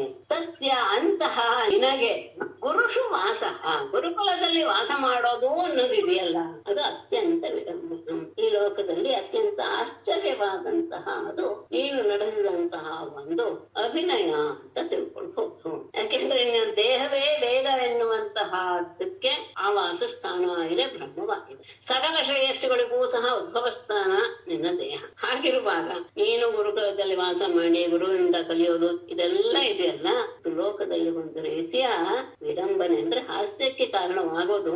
ಆದರೆ ನೀನು ಮನುಷ್ಯನಾಗಿ ಆ ರೀತಿಯಾಗಿ ಅಭಿನಯ ಮಾಡ್ತಾ ಇದ್ದೆ ಅನ್ನೋದು ಮಾತ್ರ ನಿಜ. ಛಂದೋಮಯಂ ಬ್ರಹ್ಮ ದೇಹ ಆವಪನಂ ವಿಭೋ ಶ್ರೇಯಸಾಂತಸ್ಯ ಗುರುಷು ವಾಸೋತ್ಯಂತ ವಿಡಂಬನಂ. ಶ್ರೀಮದ್ಭಾಗವತೆ ಮಹಾಪುರಾಣೇ ದಶಮಸ್ಕಂಧೆ ಉತ್ತರಾರ್ಧೆ ಶ್ರೀರಾಮಚರಿತೆ ಅಶೀತಿತಮೋऽಧ್ಯಾಯಃ. ನಾರಾಯಣಂ ನಮಸ್ಕೃತ್ಯ ನರಂ ಚೈವ ನರೋತ್ತಮಂ ದೇವೀಂ ಸರಸ್ವತೀಂ ವ್ಯಾಸಂ ತತೋ ಜಯಮುದೀರಯೇತ್. ಸರ್ವೇ ಭವಂತು ಸುಖಿನಃ, ಸರ್ವೇ ಸಂತು ನಿರಾಮಯಾಃ, ಸರ್ವೇ ಭದ್ರಾಣಿ ಪಶ್ಯಂತು, ಮಾ ಕಶ್ಚಿತ್ ದುಃಖಭಾಗ್ ಭವೇತ್.